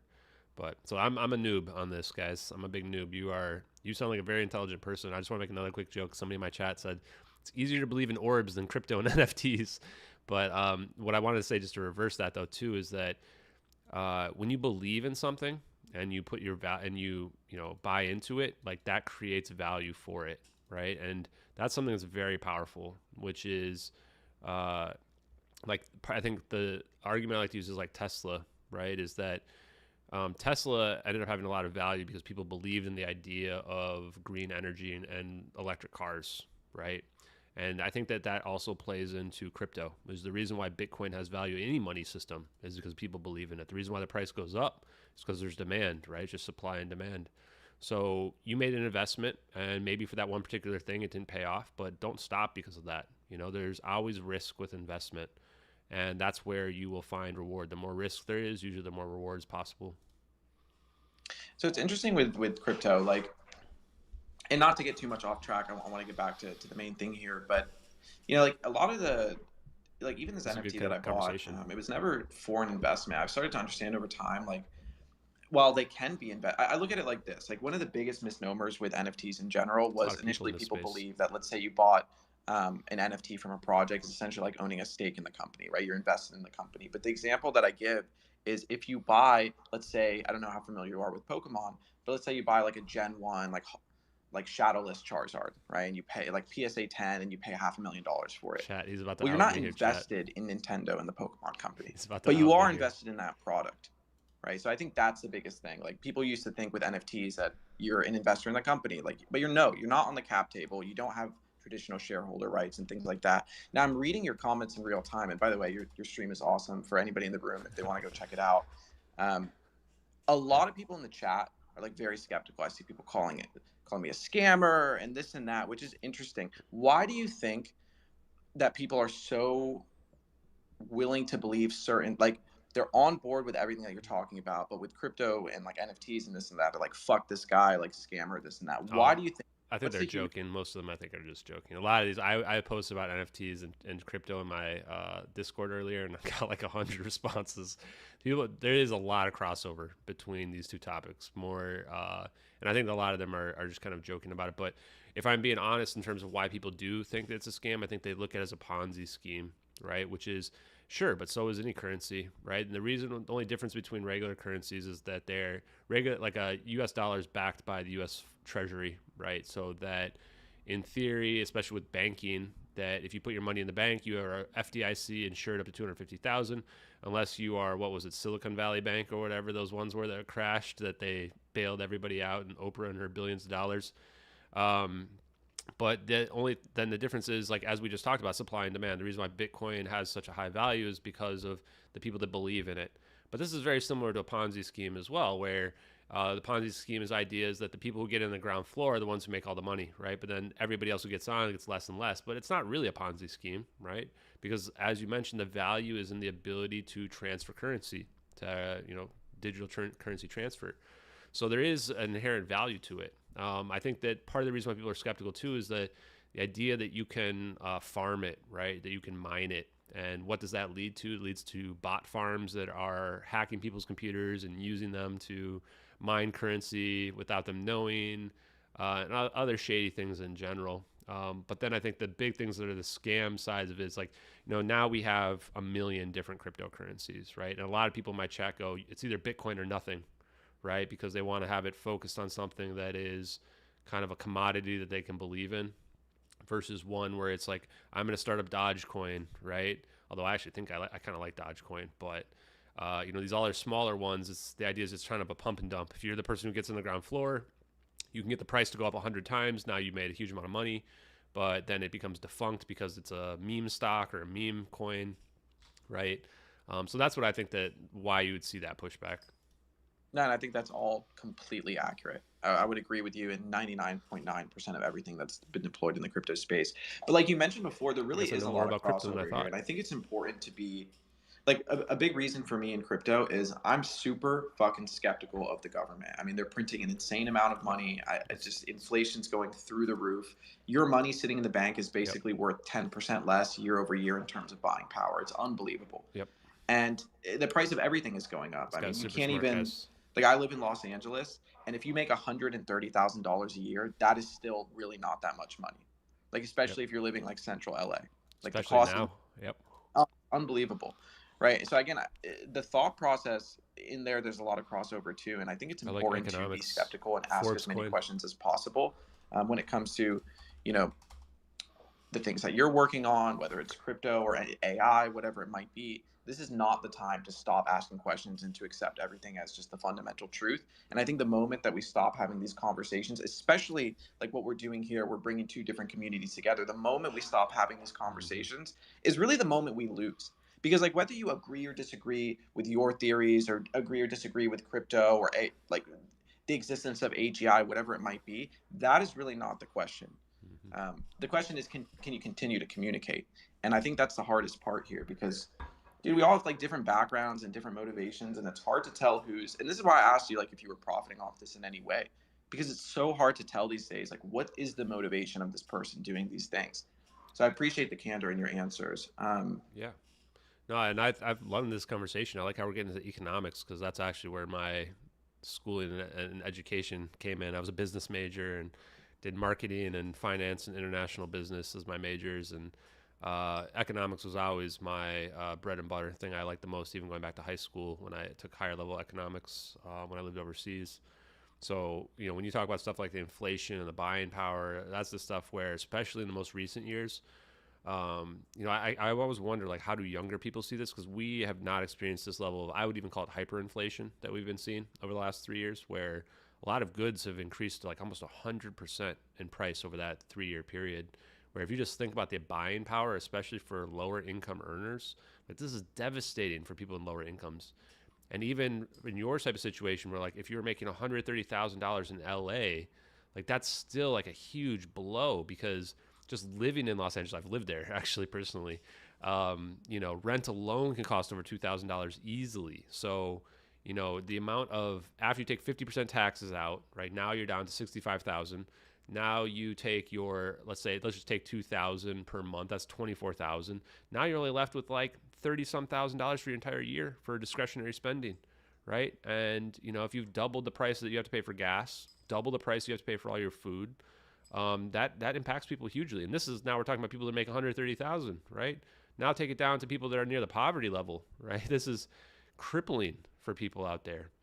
So I agree that I think that might be the most strong reason to invest in crypto, is that it's almost like gold, where it's a stock or a commodity that is going to increase as we face this inflation, where our dollar is essentially being devalued. And that's probably part of the reason why I want to be, investing a little bit of my money in it. I think diversity in investments is very important. So, I think that everything you said here tells me that you're a very intelligent individual, and I'm really appreciating this conversation. No, and I appreciate you. I mean, I made a tweet about this earlier today. where I believe currently, and the thing is, like, you don't have to believe that crypto is the future of finance. You don't even have to believe that it's truly ultrasound money, and you don't have to even believe in any of the narratives of decentralization or cross-border payments or anti-censorship. But what you do have to believe, and something we're thinking about, is that it is more risky to not own a little bit of crypto than to own it. Like, if you look at a risk versus reward, because right now I look at it as way more risky to keep my money as 100% dollars in the bank than it is to say, like, for most people, well, I don't know, keeping 10% of their money in crypto, In bins, yeah. 5%, 3%, whatever it is. I think the problem with the word crypto is exactly like the problem with the word AI. It encompasses so many You guys different are awesome. things, right? And it's like, what is crypto? Some people look at it as only Bitcoin and everything else is basically a scam. Some people look at some of the big ones, whatever it is. And that's the thing, like, again, with AI, like, we used to have all these conversations about AI, the possibility of AGI, whatever it might be. And it's like, what is AI? Are you looking at Midjourney? Are you talking about ChatGPT? Are you talking Mm-hmm. about some sort of, um, you know, Age of Ultron, escape into the internet, this sort of thing? So it becomes really difficult. I mean, I want to, like, ask you about AI here. What is your personal stance? I don't know if you were paying attention to everything that happened with OpenAI recently, where Sam essentially got removed from the board, and then they brought in all these other people, and then 3-4 days later he was hired again. He's back as CEO. They replaced two members on the board, and he essentially has full, unprecedented control of the company. And OpenAI was supposed to be just that, right? Open. It is not open anymore. It is not. It is no longer a nonprofit thing. I mean, it's a for-profit company, and I don't know. It's kind of scary with. And then, speaking of crypto, I spoke on WorldCoin before. I don't know if you're familiar with it, but it's essentially another one of Sam Altman's projects where they have these orbs. They're literally called Is the orbs, OpenAI ChatGPT? and these orbs, they're physical, and they have them all over the country, right? They take them places, all these different things. And it was, especially when WorldCoin came out, it was a big social media moment, in terms of I whenever like these would kickstarted arrive at them. a different city, right? They'd post a picture of it. It's like this shiny little sphere. And what it does is it scans your iris and creates basically like a cryptographic hash. And that is kind of stored somewhere and not fully stored somewhere. To be honest, some of the technicalities of it go over my head. But the point of it is verification of humans, so that in a world dominated by AI, we could tell who is a human and who is not on the internet. But the scary part about this is the guy who's building the solution to the problem is also the guy who maybe inadvertently created the problem too with OpenAI. And I don't think Sam Altman's a bad guy. I think a lot of people look at Sam and think he's this overlord, like evil genius sort of deal. I don't see it as that at all. I just see it as somebody who has their own motivations, who believes in a certain way of living and is trying to create that reality. I mean, what would you say to all that? Yeah, first thing I would say is that most of these tools that get developed for a good purpose end up being co-opted by the government for nefarious purposes.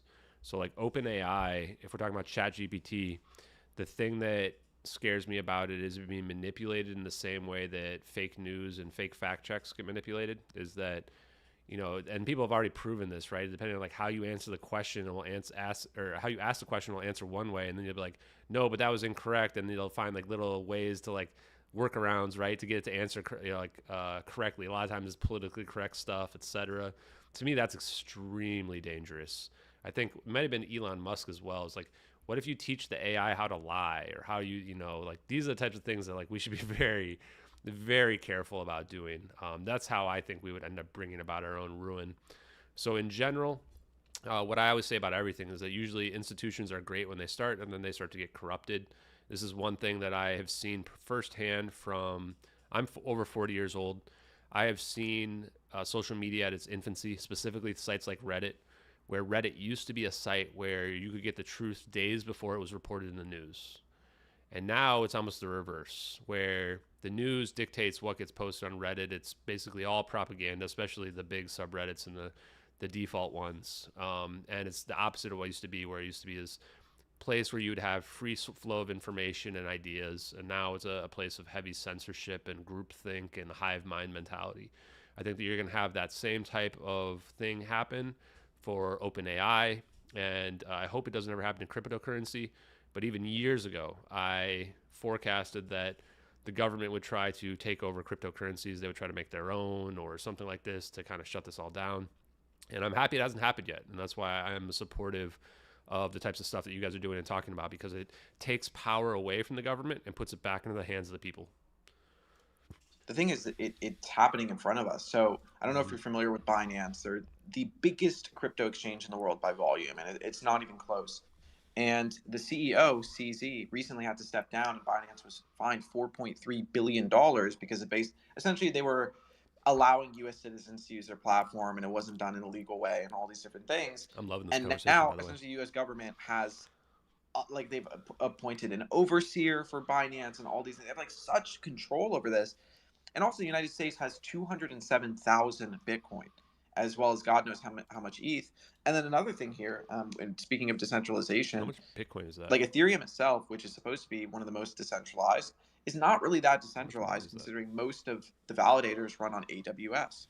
Right, so like a lot of the problems that Amazon Web we tried to come out and servers. fix initially are not being solved now. But speaking of social media, do you think that I like like the how Amazon research Web that you're Services. doing and the stories that you're reporting on, um, like none of this could have gotten out without crypto or not crypto without social media? Like, how do you think that has played a part in everything that you're doing? Yeah, and first I think when you said AWS, you meant Amazon Web Services, right? Is that what you're talking about? Yeah. Yeah, so that's scary too because when you take this, like who's hosting everybody now becomes centralized under one thing, it can get corrupted as well. I think you've seen some platforms completely get deplatformed. Same with like how Apple, kind of their Apple Web Store, will like make it so apps aren't allowed on there. Like that stuff scares me as well because I think it's ripe for government influence and control. With respect to social media, I would have been censored everywhere if it weren't for Elon Musk owning Twitter. I'm 100% certain. Under old Twitter, I would have been banned a long time ago. We would never reach the point we're at now. Even on Reddit, my own subreddit got banned, just permanently banned with no warning or anything like that. Actually, the same day that I revealed my full identity. And my subreddit was called MH370x. There's another subreddit out there which is referred to as the debunker subreddit because it's run by people who are debunkers who are trying to make the case go away, and it's called Alien, or was it Airliner Abduction 2014? Like the most obscure name that you could ever come up with for a subreddit related to these videos. Um, and so, like Reddit, I believe, is the number one source of misinformation on the entire planet right now, completely controlled by the government, full government influence in anything that goes on there. And on the news subreddit, you commonly see articles about how many times Elon Musk is being sued, how bad Twitter is. You see all these fake narratives everywhere from bots throughout the comments. Just one of the worst sources of information on the planet at the moment. And but again, like this type of stuff is important because the government knows that these are the areas where you influence people, and now they're moving into the realm of TikTok and Instagram, right? Where these are starting to take over, where it's videos, and honestly, it's to me, it's like the dumbing down of civilization, where we're all just basing our opinions based on whatever 30-second video that we saw. That's like taking the idea that I'm just going to believe whatever's the headline on the top of Reddit and the top comment to its ultimate extreme of, okay, I'm just going to believe whatever stupid 30-second video I scroll past, right? And full disclosure, I don't use TikTok, and I only have an Instagram account because I've been posting like 2 videos there that are shorter. And I realize that the power of it, but I can't stand most of social media because of these types of influences and controls. I prefer a situation where ideas are floated freely and people have control of what's being said, and not the government. I mean, this is why X is the best platform for me personally. Now, I also stream on Kick for similar reasons because Twitch is just a Twitch is bullshit nightmare. too. I mean, it is nightmare. I mean, they take 50% of what you make, and that's pre-tax. Like, what? That is the most ridiculous thing I've ever heard in my entire life. Maybe I should stream on Kick Kick. takes less than 1% essentially, and that's because they have to pay for Stripe in the way that they pay you out. So that's why I personally use Kick. It's just really nice to get 98% of your subscriptions and so on and so forth. Now, it does have a lot less functionality. Thanks, I mean, you're Duck streaming Vision. on Appreciate it, YouTube. man. I like YouTube too. I mean, I use YouTube every single day. But speaking of Reddit, dude, I went from Reddit being my favorite platform. It's actually where I started my crypto journey to it's intolerable at this point. Exactly what you I love this said. guy You even go to the more. homepage and I'm following every him, right? single post feels like it was paid by Yep. somebody to be there. And you look at every comment and there's no dissenting or contrarian point of views. Yep. Everything is basically agreeing with whatever the top comment is. And the moderators have unprecedented control. Yep. They can just block any comment they want. They can remove anybody from any subreddit. It's unbelievable. And it's just a shame because Reddit did not start that way. Reddit was the home of free thinking for the longest time, and it's just become just a cesspool of everybody arguing about the same things and in the same direction, which I think, I don't know, it's a shame. So you mentioned that you would have been censored anywhere else that you, and I also agree with that. Because like anything that you start talking about that is like I'll give you a personal anecdote. I used to have a TikTok back in the day, and I posted something that was essentially very critical of a specific government. I don't want to say more than that. And I went from like every single one of my videos, and I've been posting on there for a long time. Every single one of my videos went from going like 10, 20, 30,000 views to 1 or 2 views basically almost instantly. And I know some people could say, oh, maybe your content just sucked, and maybe it did. No. But it was just way too much of a coincidence that it happened. And after that, I was like, dude, I can't do it with these platforms anymore. And I have an Instagram now. I think I have like 50 followers on there. And I use it just basically to look at Instagram shorts because I don't want to look at like TikTok does have good content. I have to admit there are things there that are fun and interesting. It's just a shame that it's basically spyware on everybody's phone at this point, and we've just accepted that that's the reality. I don't know. I mean, what do you think about the direction that X has taken? Because some of the things I really like that Elon's done, other things I've been a little bit more critical. I mean, what are your thoughts? Yeah, I mean, I think that they need to beef the platform up. Like, if I was Elon, I would be trying to steal Reddit's market share, right? I would be trying to make forums that you can have that are integrated into the platform.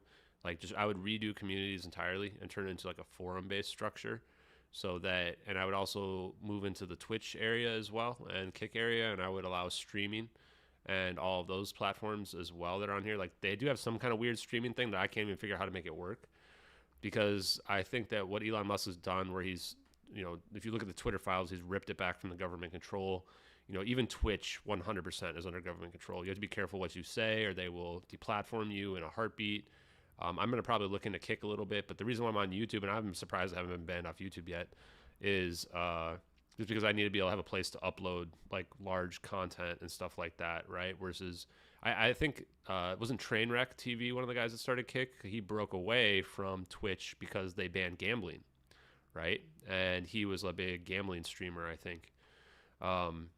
So yeah, I think that all these things are like, you look at it and it's government control, government censorship, government laws that are causing these things to happen. And I will always flow with wherever the least amount of censorship and control is, because that's where you're going to find the truth, which is what I value the most in this world potentially.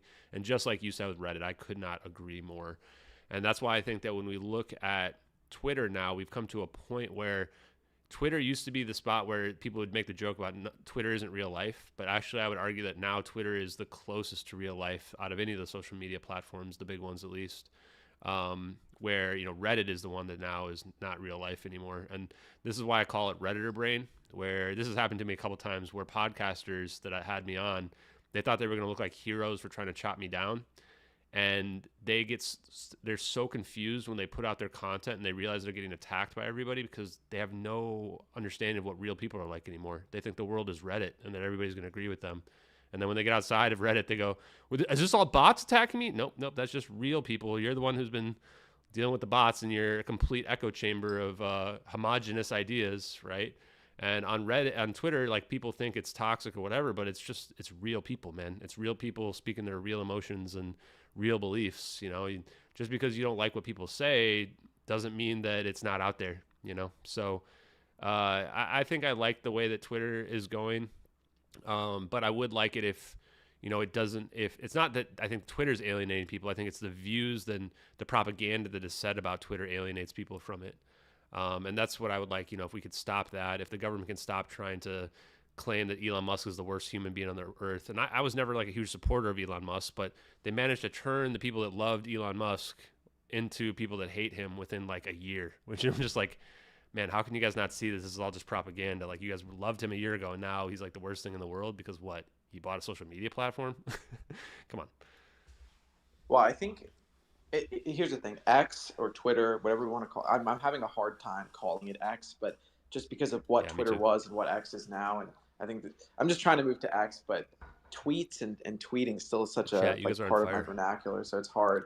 But I think X has ripped the veil from the eyes of people on what social media can be, because now we just see everything for the most part, that I don't think the users of this platform, even if this platform fails, would tolerate going back to another platform.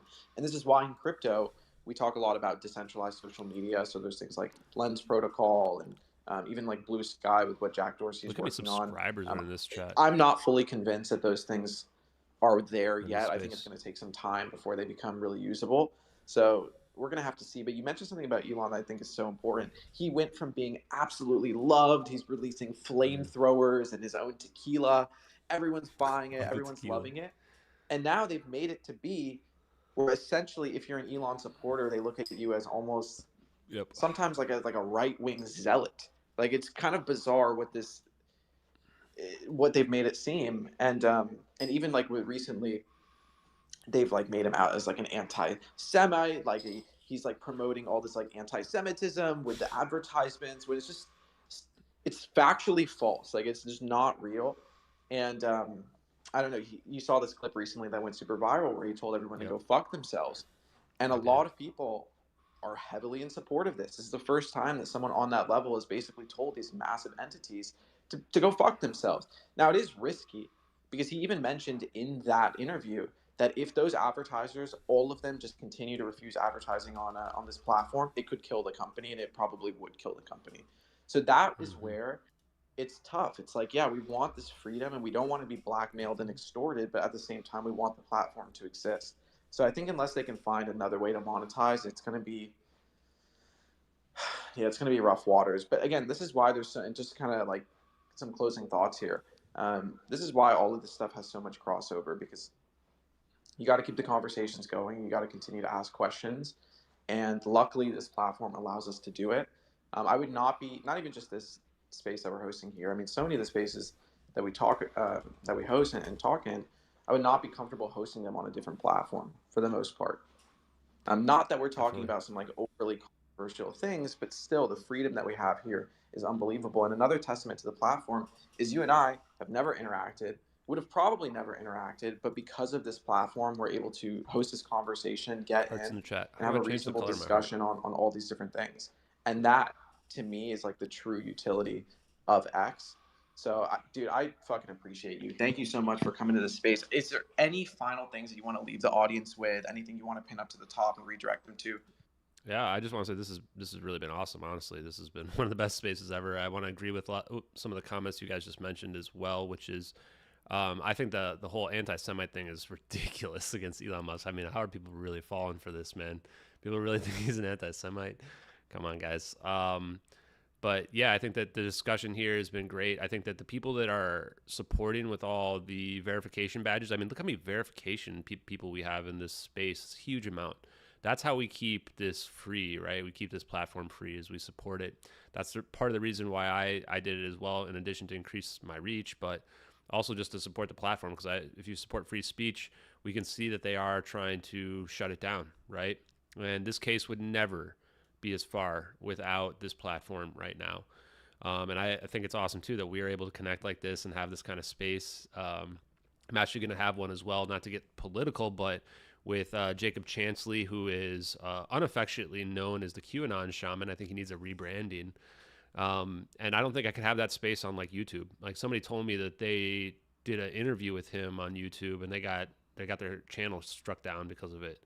And it's like, well, on Twitter here, I can talk to him, right? And this is a guy that he spent his time in prison, right?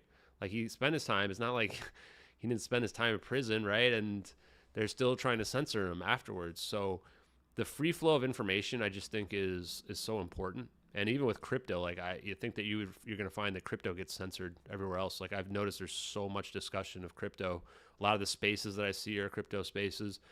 So I just want to appreciate you, Leap, for hosting this and having us and having this awesome discussion where we talked a little bit about MH370 and then, talked a little bit about crypto. I learned a lot about it. And I think that people should definitely follow you as well if they're interested in crypto. You are clearly a very intelligent person that knows a lot about it, man. So thank you for having this with me.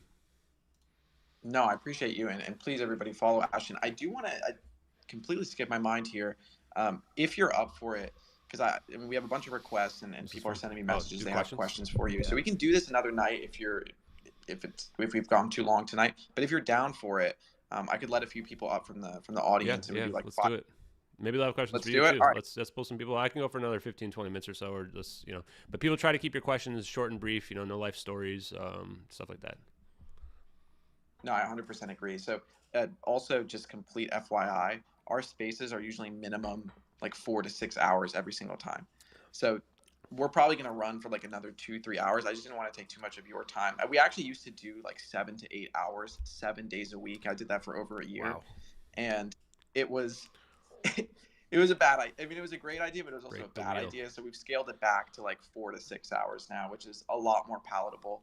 But look, I'm going to reset the space here. Welcome everybody to Aliens Rugged. By the way, Ashton, rugged is a term in the, you might already know it, but it's a term in the like the crypto space, the NFT space, where someone essentially they pull the rug out from underneath you, right? They steal your money, they scam you, whatever it is. But the term rugged has become a part of, just like our day-to-day wordage. Like if Uber Eats delivers me the wrong food, I'm like, fuck, Uber Eats just rugged me. So we just use this word all the time, and it's kind of become our thing with the title. So welcome everybody to Aliens Rugged, featuring Ashton. If you'd like to come up on stage, please click that request button in the bottom left-hand corner. Would love to get some questions from the room and see what people are thinking, a little bit of a temperature check. Also, if you're enjoying the conversation, click that button in the bottom right-hand corner. Give it a like, comment, or a retweet. It is the best and only way to support the space as well, because we do not qualify for monetization because spaces don't count towards impressions. Elon, if you're listening to this, you need to fix that. But look, we have some requests. I'll bring some people up on stage, but would love to get some questions from the room. So,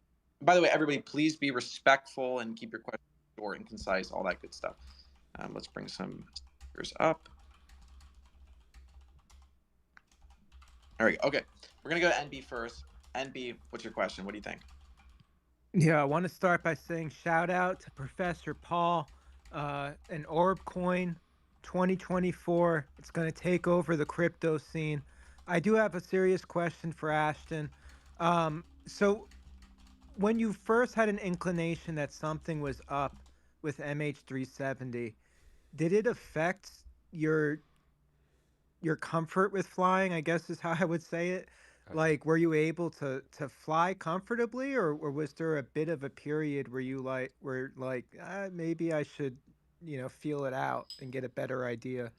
Yeah, good question. People are actually asking me in the chat, in my own chat earlier, and I forgot to bring this up, but yeah, I've always been afraid of flying, actually, and that's part of the reason why, like, I look in when like there's plane crashes, I kind of like look into them, not like I have for this, but so the way this kind of went down was at first I was afraid of just like flying in general when you look at these videos, because you're like, oh man, my plane could get orbed, right? And then I thought, when we realized it was the government, I got even more scared, because I'm actually less afraid of aliens orbiting my plane than I am of the government orbiting my plane. But at least then, like, they'd have to have a reason to do it, right? So for me, I've flown a few times and I've been like, oh man, I hope they don't orb me on this flight. But more so than that, I'm actually afraid of lithium-ion batteries in the plane now. These lithium-ion batteries, I couldn't believe how dangerous they are. And once I realized that this is probably what happened to the plane, it was this emergency event based on these 221 kilograms of lithium-ion batteries, I start seeing it everywhere. It's like when you wake up and you start noticing it everywhere. We're like, I'm mailing a letter, just a letter. Like when I was mailing my letter to Congress, they're like, you have to sign this thing that says there's no lithium-ion batteries in your letter. I'm like, it's a freaking letter, man. Like, that's how dangerous these things are. I'm getting on the airplane. You check your bag. Are there any lithium-ion batteries in your bag? I'm sitting here praying that nobody's got a lithium-ion battery in their checked luggage, because this is why they made them outlawed in the cargo bays, because nobody's down there looking, man. So if this fire is starting down there, there's no one like monitoring it. So like now when I fly, I'm like, I want to like ask everybody when I get on, like, hey, you didn't put any lithium-ion batteries in your luggage, right? So I'm not any more afraid than I was before. I'm just more cognizant of all the dangers now, I guess. And I've flown like 3 or 4 times, but honestly, I hate flying and I really don't want to.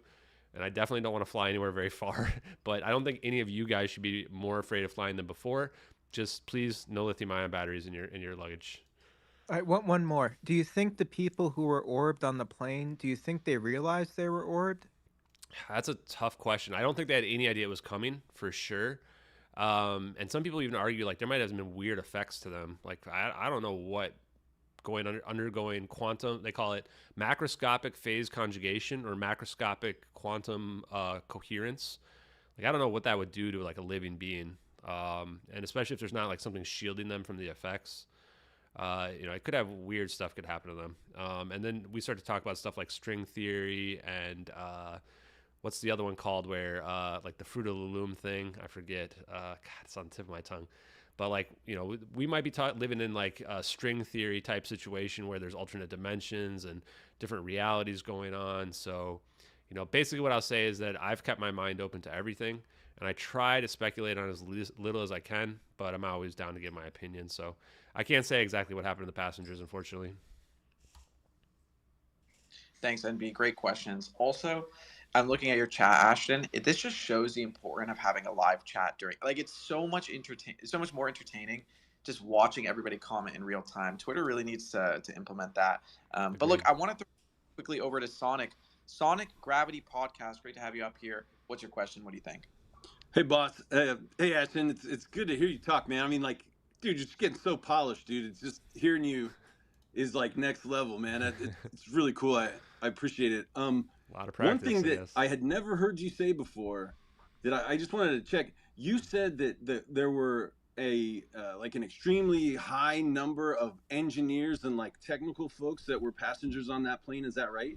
Yeah, the Freescale semiconductor thing. Check out, I think it's like one of my most recent posts before these space posts that I made, where we found this interview from this guy. I think his name was Michael Harris or something like that. And there's these 20 Freescale semiconductor engineers on board this plane, scientists, whatever you want to think of them as, which is way too many. We've been able to connect this company directly to the technology pretty much on this plane. And then we see this interview. I think it was last night we were watching it on my stream. And we're watching it, and it's just blowing my mind because they're interviewing this guy that used to work for Motorola in 2004 when Freescale split off from Motorola. And he's talking about the technology being the main reason why they split off. They had these advanced chips that they're working on, and like Motorola's a cell phone company, and it didn't really make sense, so they split it off in this other company. And then at the end, he's just like, he doesn't even get asked. He's like, can I just tell you what I think happened on the plane? My silly, far out there idea. He's like, yeah, I think it like fell into a portal. You're like, what? What? This is like as weird as the Don Lemon thing, where Don Lemon's on CNN going, everybody's talking about black holes, and nobody's talking about black holes. What are you talking about, man? All right, now when we talked before, I said I think it was how the portal works, and that they actually slipped into it like a different time. Well, if you think about if they're doing this technology and it's all these engineers and stuff. Sure. I really, I think that we're an exoplanet colony of more evolved humans, right? And so, like, if you think about it, it could be a bunch of folks who did some work and then, kind of planting the seeds for this technology boom that we're having. We just had fusion and all these other things are happening. And then they're like, okay, we've planted all these seeds. We sort of like, kind of put all these starter ideas in people's heads about, crypto or I don't know, whatever else, what other technologies. And then they go back to their time. You see what I mean? Like maybe they came here to kind of kick us in the ass, kind of get us through this quantum quandary we have where we can't figure out how, unification happens. And then so they kind of plant some seeds around and then go home trying to kind of get us over the hump. You know what I mean? Yeah, I mean, it could be. I'm not a huge fan of the future human hypothesis just because I think it's hard to travel back in time. I mean, you definitely can travel forward in time, but if there is string theories possible and we have different timelines and multi-dimensions, then absolutely it could be a thing. And I still forget the name of the Fruit of the Loom thing, though, but a lot of people argue, like, well, there was always a cornucopia in Fruit of the Loom. I'm actually one of those people who are like, I swear I saw the cornucopia in the Fruit of the Loom, and somehow, like, how do you, like, erase people's memory or past or alternate it, so... You mean like many worlds? Yeah, yeah, like that. And so if that's true, then sure, And I'm just watching the Mike Harris thing again. He's just like, this guy's a straight face, total straight face. Just going, I think somebody opened an interdimensional portal. What? What, man? Dude, this guy's like a guy who worked at Motorola. He's like an engineer. Like, what the hell, man? I don't know. It's weird. It's like he's talking, like, I don't know if you guys played the game Assassin's Creed, but I'm just going to spoil it for you guys. The first one, I mean, it's like 20 years old now. At the end of Assassin's Creed, like all of a sudden, like you unlock this advanced technology with this apple, and then she's just talking to you, the gamer, right? Like that's what I feel like when this guy's talking. It's like he's talking to us right now in the future, like 14 years or 10 years later.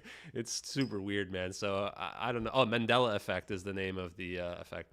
the Mandela effect, where like Skechers was supposedly spelled with a K and all this stuff. So I don't know, man. I'm at the point where I'm so far down the rabbit hole, like I can't rule anything out anymore.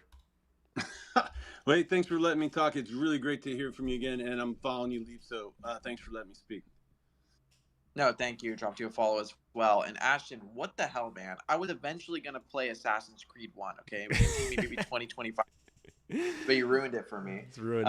Okay, look, we'll go over to Emlo. Emlo, good to see you. What's your question? What do you think? What's up? So sorry I missed the first half of the space, but I was wondering, like, TLDR, what do you think happened to the Malaysian airline?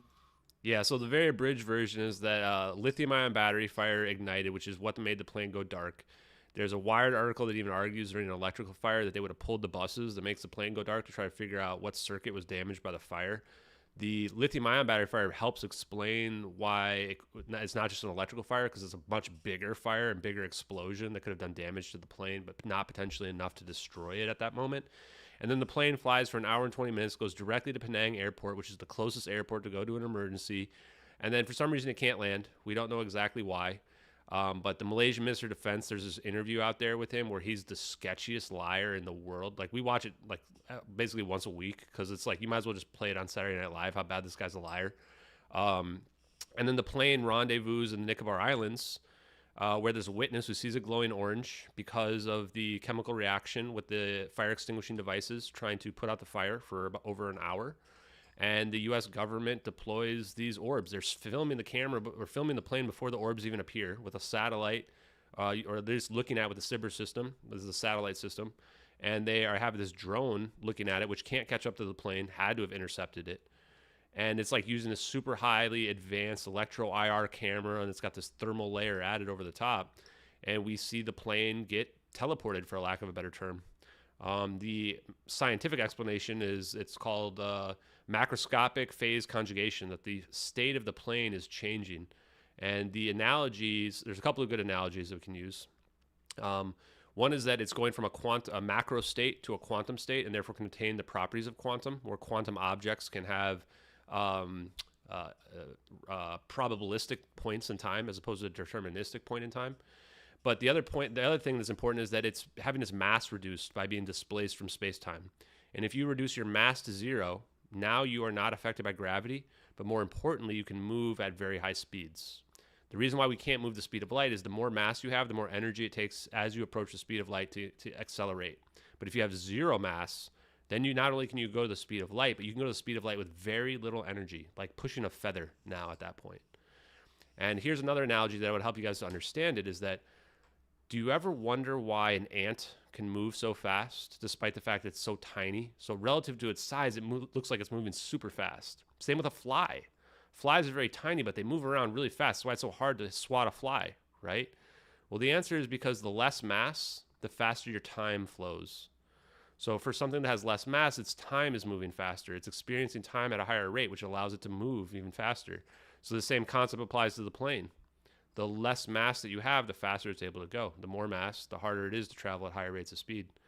So that's just a couple analogies for you that I think will. Does that answer your questions on what happened to the plane? That's my 30-second version. How scientific is this versus like conspiracy theory?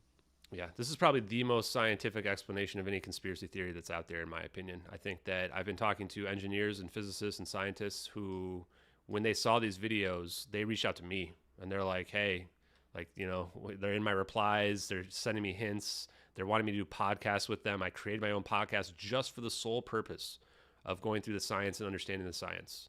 And my own understanding has gone from a point where I thought this was an annihilation event to now realizing it's a teleportation event, to where I used to call it a wormhole, where now I'm calling it macroscopic phase conjugation after initially calling it teleportation to what? Yeah, to another point somewhere. So they're calling me Ashton 4 orbs because we see 3 orbs in the videos, but the strongest theory right now is there's a 4th orb that's entangled to the other 3 orbs. And it's like pulling a rubber band, and then you let go of it, and all of a sudden it's going to slingshot back to its original location. And that's what the best explanation right now that we understand is that's what's happening here. Is there's a 4th orb, could be anywhere on the planet. We think it's probably somewhere by the Maldives, just because there's some circumstantial evidence. But that when the orbs converge, and I put the videos in the, I don't know if I put them in the nest, but they're in the replies. If you watch the thermal one, the colored one, There's a slow-mo near the end of it. Watch the slow-mo. The orbs converge on the plane in the last moment. And what they're doing is they're actually inducing the singularity when they do that. It's almost like if you were to take two magnets and try to jam them together that are opposite polarity, you're going to have this really strong effect. Now imagine that times a million with three that are all doing that at once. It's inducing this singularity. It's causing this phase state change, which is then in theory having this entanglement happen where the orbs are, and the plane, all of them at once, are going to wherever the other orb is anywhere in space-time. So it's essentially fast. They call it subluminal travel, which is just means faster than the speed of light, and that's essentially what teleportation is. Wait, so why didn't we hear that they went to the Malaysia or whatever, to that airport? I've never heard of that. MFR. Look, before we go, we just spent like 2.5 hours basically going through every single one of these questions that you're about to ask. So I want to be respectful to the other people on the stage and to Ashton's time, so you can get to the other questions. Go back and listen to Space MFR. All the questions. I asked him everything you could possibly imagine. Love you, Emlo. Look, we're going over to Old Shoe. Old Shoe, what's up?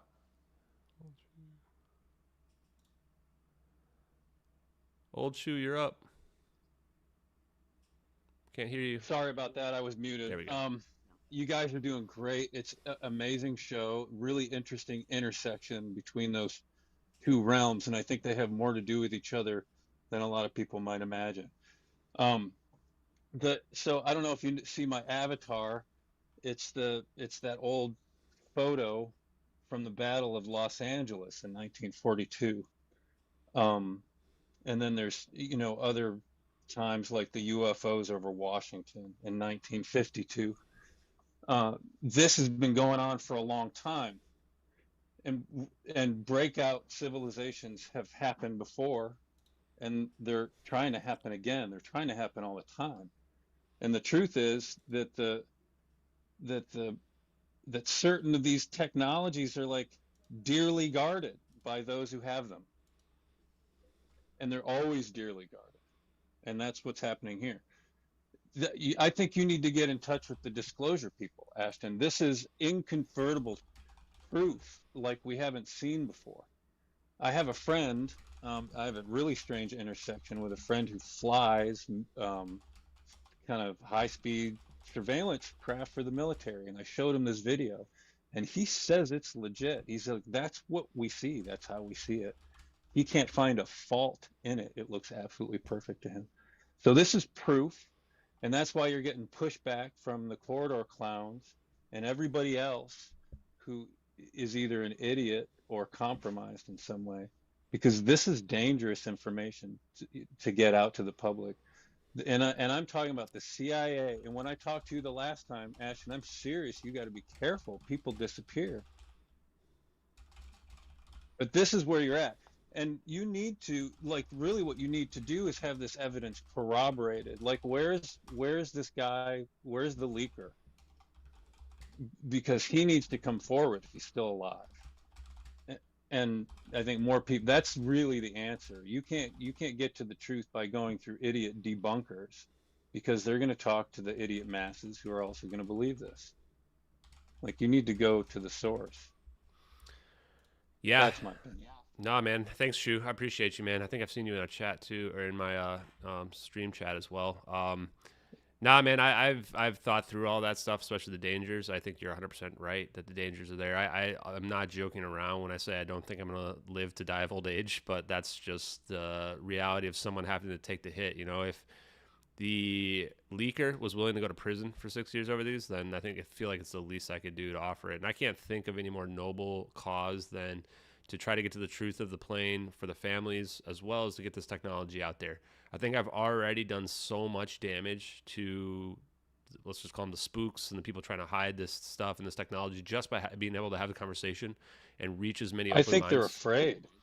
Yeah, I think they've never seen anything like this. I don't think they've ever seen anything like this, where somebody actually knows how to use social media almost as well as they do, and to reach people on a human level like we're doing now in this space, et cetera. Right. And I don't think they know how to deal with it either. Like, if they were to take me out right now, like, what's going to happen? People are going to be like, what the hell happened to Ashton? Blah, blah, blah, right? Like, they have to be careful about how they interact with this situation right now. And that's why part of the reason is the biggest thing I'm afraid of potentially is the thing going cold, the case going cold, because then I can disappear, right? And, they can make it seem like it's natural or whatever. But That's why I think you need go to get this on the dockets in Congress ahead. as something to look at in a skiff, with other Hmm. people who know this technology, because we're looking at military technology that can be corroborated in those hallowed halls and almost nowhere else.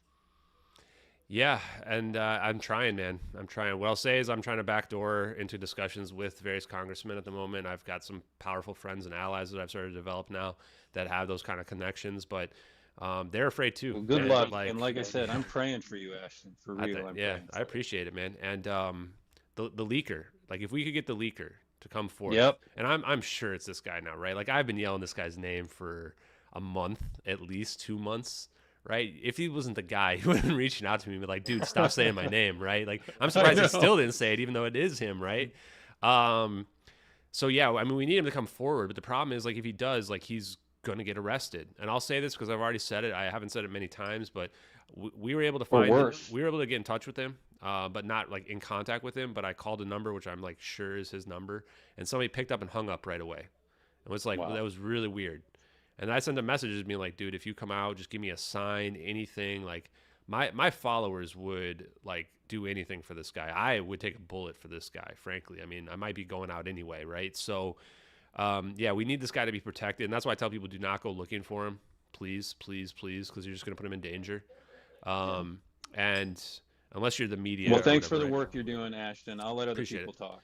No, yeah, I appreciate it, man. So I think that's about it on it. But for the most part, we need him to come out. And this is why I tell people that we need the President Biden or whoever's president in the future to pardon this guy. That might be one of the only ways where he can speak freely, because then he won't be bound by his plea deal anymore.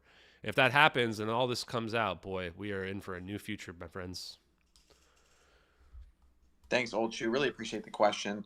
I want to go over to, I think we got two more left. Is it George? Is it Jorge? I appreciate you coming up and raising your hand. What's going on? What do you think? Yeah, look, I have listened to Ashton before, and I really, really enjoy what you're doing, Ashton. I think it's amazing what you're doing. I have a bit of a philosophical question for you. If you get to a stage where you're very close to finding out what it is, and you get offered the opportunity to really find out what it is, but they tell you you have to go through it. I can't tell you you're not gonna die. I can't tell you what's going to happen next, but this is your opportunity. Would you take it? And then just another very simple question that you can answer first. Are you famous enough so people recognize you on the streets these days? That's a good one. No, nobody's recognized me yet. I'm surprised. I've actually had people message me and say that they've been walking on like the streets of London and they heard somebody mentioning the case in my name and that they sent me a message about it. I had another person say that they were at their office and their coworker brought it up and mentioned it. But still, nobody on the street has recognized me yet, which I'm sure it'll happen one day, but not yet. And I kind of like it that way. Come to Melbourne, Australia, and I'll shake your hand. Okay. Yeah, I will say, too, that Kim.com gave me an out. He told me that if the government comes after me, how I can flee the country and go stay with him. So I do have a potentially, and he's not joking either when he was mentioning it to me. So I have a potential place where I can go. In terms of what comes next, yeah, I don't know. I can't see the future. I can't say exactly what's going to happen. I think that some of the bigger podcasters either, like a lot of people here initially, can't believe it to be real or might even be told by the government not to bring it up. Some people as well might even think that it's worth it to keep it secret because it's just that big. Like we've talked through the implications on this space. Now you guys know the implications.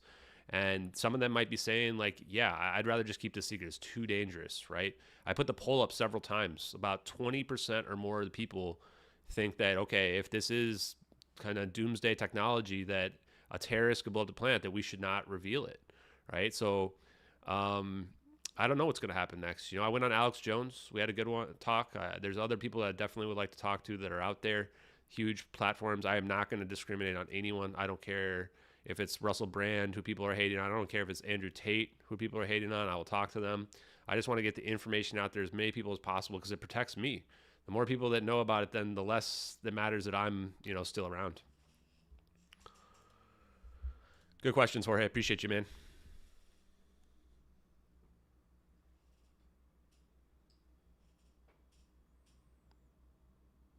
Who's next? Oh, sorry, I was muted. There you go. I was muted. Donna, go ahead. Hey, Ashton. Hey, thanks again. Hey, so I'm a retired Army JAG, and so that's like a lawyer. So I've done the prosecutions and defense and stuff like that. If this guy was convicted, was he convicted at a court martial? Yeah, court martial. So, So you can FOIA that record of trial. oh, so I did. I did. Oh, you Did I did. not So mention you this? I FOIA'd the FBI and NCIS, and the FBI still hasn't responded yet. The NCIS, let me pull it up real quick. Where is it? It should be right around here. Basically, they responded. Oh, here it is. Official response. Okay. So, Mr. Forbes, this responds to your November 2nd, 2023 Freedom of Information request seeking the copy of the Naval Crime Investigation Services NCIS investigation concerning Edward C. Lynn. We received your request on November 2nd. For your reference, your number is blah, blah, blah. Search of our collective databases is identified 2014 investigation response to your request. We have carefully reviewed the documents and decided to withhold them in total under FOIA Exemption 1, which lists some number. Exemption 1 protects of disclosure of information about, quote unquote, matters specifically authorized under the criteria established by the executive order to be kept secret in the interest of national defense or foreign policy, quote unquote. Okay, so that is the NCIS. That's the cops. That's the Navy cops investigation. But when this guy went to trial, I'm a former trial counsel. I'm also an appellate defender, or I'm retired. But whenever they went to trial, there's a verbatim recording transcript of everything that was said during the trial, and that's going to be. I'll find out. I'll find out where the Navy's records of trial are kept. But that's not the same as the criminal investigation. So you would get like the prosecutor introducing the evidence, you know, everything that the judge said, everything that both the parties said. Now that file, that if you get the paper copy, I mean, it could be a stack, like, you know, I mean, it could be like a foot high of just pages of transcripts. Do you know why this is important? Because one of the clutch pieces of evidence that ties this guy to the videos is that the defense argued that the classified information in question is available on the internet. If there's a direct quote that says anything about the classified information being videos, it would be a smoking gun, right? Yeah, that would the be record game of trial. over. The record of trial will have that verbatim transcript of everything that was said during the trial. So that's not, you don't get that from NCIS. That's like, I was in the Army, so I'll find out where you know, what organization has the Navy records of trial. Let me see if I know somebody who can find that out, and then I'll DM you with it. Yeah, sure. I'm following you, so you can DM me. Okay. All right. But yeah, so I'm actually going to probably do some more FOIAs as well to people, because I'm starting to think of other ways to FOIA information. Like, there's got to be something that we can get that will, you know, prove this thing that's out there. But man, every single FOIA request has been basically denied that I put in. I put in one early to NRO, which is the National Reconnaissance Office that controls the satellites, about MH370 and USA 229, which is the satellite just staring down there. And that was like 3 months ago.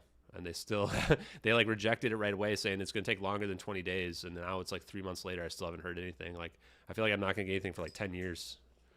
Well, that guy's attorney also has a copy, because you have to send the copy, the copy of the record of trial has to go to the attorney, and they have to authenticate it. I called the attorney, actually. So I spoke to the clerk there on a Saturday. They called me back on a Sunday. And then I talked to her for like an hour. She ended up following me on Twitter. She told me, I told her like the whole case story. I told her like, you guys got to get this guy to come out. People are going to come after him, blah, blah, blah. And the lawyer didn't call me back. But the next day I got this thing about this seminar that they did like the week before or 2 weeks before, where it was like the implications of the new UAP whistleblower law for people that have been court-martialed. And I'm like, whoa, this is weird. Like, is this the sign that they sent me? Or they just signed me up for their marketing thing? Tell you something without telling you, I don't want to read too much into it, because I have got a couple other emails from them in the last, like, 2 months since this happened. But, like, that was weird to get that. And I don't think that the lawyer can say anything, because, like, I think the plea deal probably prevents them from saying anything either. Well, I doubt that anybody would have thought to say anything about keeping the record of trial secret. You might ask them if you can have a copy. Now that we're talking about it, they're going to hide it, right? But they're listening right now. But yeah, copy the record trial. Yeah, I wrote that down on my notes here. Cool. Thanks, man. Thanks, sir. I appreciate it. Any help that you guys come up with, it definitely helps. I'm glad I can hear the passion in your guys' voices as well, which you know, gives me hope. Thanks, Sonic. Really appreciate the question. And Ashton, thank you for doing the Q&A. I really appreciate you coming to the space. And initially I thought we were just going to do 30, 45 minutes. We ended up doing 2 hours. We probably could have done another 4. So thank you so much. Again, final words for the people listening in the room here. I think that, here's the thing. We can change the circumstances of billions of people on this planet. The reason why I'm driven by this is that all the stuff that we've talked about has been related to the fact there's so much division in this world right now, amongst everything. And I think that social media is a big reason for it. And these videos have an opportunity to bring us common purpose, common goal, a situation where we can make our world better, potentially even have stuff like world peace come about, and unify as one. And I think that that's what I want to have happen from these videos. So, if you find this stuff compelling, feel free to follow me, and follow along with the case. But more importantly, like, get the evidence out there. The reason why I make the evidence publicly available, I had it pinned to my profile for the longest time, is so that people can spread it themselves. Even come with your own stories if you want. I just want the evidence to be out there so people see it. When people reply and they say, well, what about the debris that they found? This is the most common question that you can just copy and paste the part. What about the debris? That you can answer the questions too. So it's not just about me. I want to empower everybody else. So thank you guys all for, listening to the evidence with an open mind. Thank you, Leap, for hosting this and us having an awesome conversation. I've enjoyed the hell out of this conversation. So thank you guys very much, man. Thank you. I've enjoyed it as well. And feel free to come to the space anytime and just, come chill, come chat. We're here every single night. And to all the new people listening tonight, thank you guys so much. To everybody in your stream, I've been reading the comments, and they've been honestly nothing but positive for the past couple hours. So thank you to you guys as well. And to the people listening now, we're going to shift into our traditional spaces format, which means no format. And we're just going to talk about crypto, NFTs, everything that's happened. Blau, who let this international DJ up here? Oh my. I'll say this. There's been a lot happening in the crypto space. Is it a bull market? Here's the thing about international DJs. They think they can do anything they want. Ashton, thank you so much. Really appreciate you. Have a great rest of your night. Yeah. Look, I want to reset the space quickly before we get into it. Okay, I'm going to drop out there. Okay, awesome, guys. That was a sweet space, huh, guys? How sweet was that? How sweet was that, guys? That was pretty awesome, guys. I'm going to drop here in a minute, but we're just going to do a 5-minute decompress from that. Yeah, we go hard, guys. The one thing I didn't say there that I want to say to you guys is we have the best community out there by far. You guys are awesome. Honestly, the engagement in this chat today was huge. It was like 10 times higher than normal that we normally have. That was awesome. Definitely appreciate you guys. Appreciate you guys being here and doing all this. And, we didn't do much content today, but I've got a whole list. What you guys think that any of these messages are Lex, guys? And what if one of these messages is Lex, guys? Lex, please, baby boo, please. And I'm just joking, guys. I'm not trying to beg or whatever. We're trying to go on whoever, but I would love to talk to Lex. That would be amazing. We do have a huge amount of evidence still that we have to roll through. Let's see. We're going to eventually, probably tomorrow, we're going to go through the drone evidence where the drone was deployed from. I've still got that up ready to go right here. We made this the other day. So we got that going. Let's see. I was on a space earlier today. I started reaching out to some of the UAP community, trying to make amends with some of them, because I think we've reached a point where we don't need to be at odds with a lot of these people. We've gotten so huge as well that, I think that the UAP community and us have the similar goals. There's no reason we should be fighting against one another. And I really think that the spooks, CIA here, has been probably trying to use us against one another. I mean, the more division that there is, the better it is for the enemy. The more we unify, the better it is for us. So I'm going to do my best to make amends with as many people as we can. We already did the Mike Harris interview. Is Q-Star not in here? He is. We looked into X-Force, but it's only for military people. I actually almost signed up on it. Yeah, the space with UFO Shane was really good. I want to shout out to UFO Shane. We don't necessarily see eye to eye, but I want to live in a world where even if I disagree with somebody, that we would fight to the death for their right to say what they want to believe in. Is that the right term? I think it is. Oh, and then we're also going to do the NC Boy stuff, where NC Boy found that there's only 2 cell phone calls. This actually got confirmed by Victor today. I had an argument with Victor today, and Victor, I said, well, why is there only 2 phone calls to the plane? right? How does that make any sense? Why would they only call it an airplane twice? Makes no sense. If this plane was hijacked or pilot suicide, they would have called the plane more than twice. And even Victor's like, oh yeah, that's criticism on the Malaysian government. And why did the 2315 not get graphed onto the ping routes?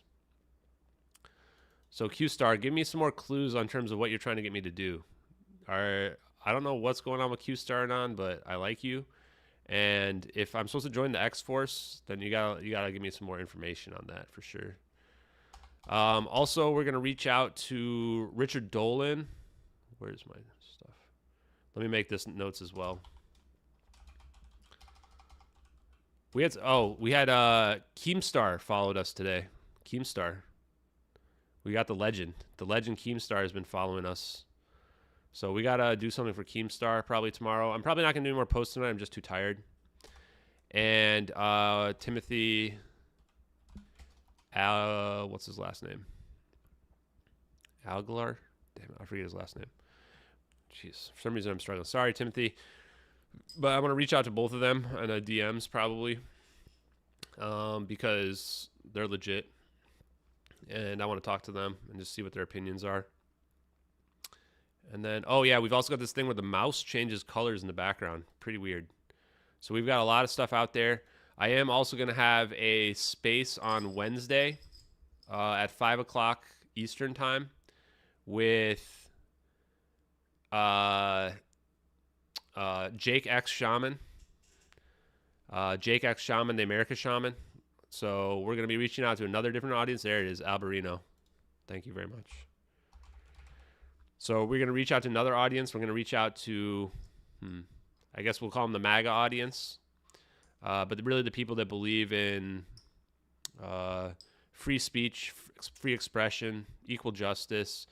And the shaman actually knows a lot about UFOlogy. So I think it might be a little bit of a wild space, but I think it'll be fun. I like these crossover spaces a lot.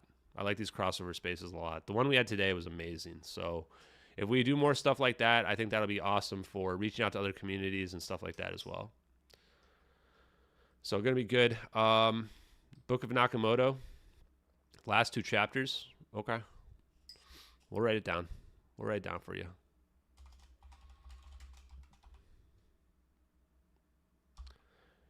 And I am researching about the CIA as well. I think we should try to pull some of these CIA agents out into the light. I'm a little bit afraid that this might force their hand if we piss them off too much. But it may help if we expose who some of these CIA agents are, these spooks. Because they're most likely the ones that are trying to hide all this stuff, right? So if we drag them out into the light, it could be used offensively or defensively. So we got a lot of big stuff coming up. And as you guys know, I'm having a great time. I'm not suicidal in any way, shape, or form. I probably should say this once per week. And I'm not going to fall off my balcony or fall down the elevator shaft or, go on any sketchy walks down dark alleys. So, yeah, that's all I want to say. I want to appreciate you guys one more time tonight for being awesome in the chat, being very respectful to our hosts that we had today in a space. And we will talk again tomorrow. We're definitely going to be streaming tomorrow. I probably will. Let me go through what I have going on podcast wise tomorrow as well. I had a podcast today, but it's not going to be published for like a week. And I had one on 2 of them on Saturday, which are going to be published pretty soon as well, guys. So there's a couple that are going to be coming out. Tomorrow I have Elijah Schaefer. I don't know exactly what podcast that is, so I hope I'm not being offensive, but yeah. So one quick question. Peter James asked if the plane gets elastic banded to the last orb, is it still going to be going at 700 kilometers an hour? The plane actually wasn't going 700 kilometers an hour. It was only going about 200 miles an hour because it was turning, and it was in a turn. But we don't know. It could be still moving at the same speed, or it could actually, there's argument that inertial mass reduction could cause it to like literally just be set down somewhere. So there's, we're not sure is the answer to that, James. And thank you for the donations, Peter James, and everybody else who donated. Much appreciated, guys.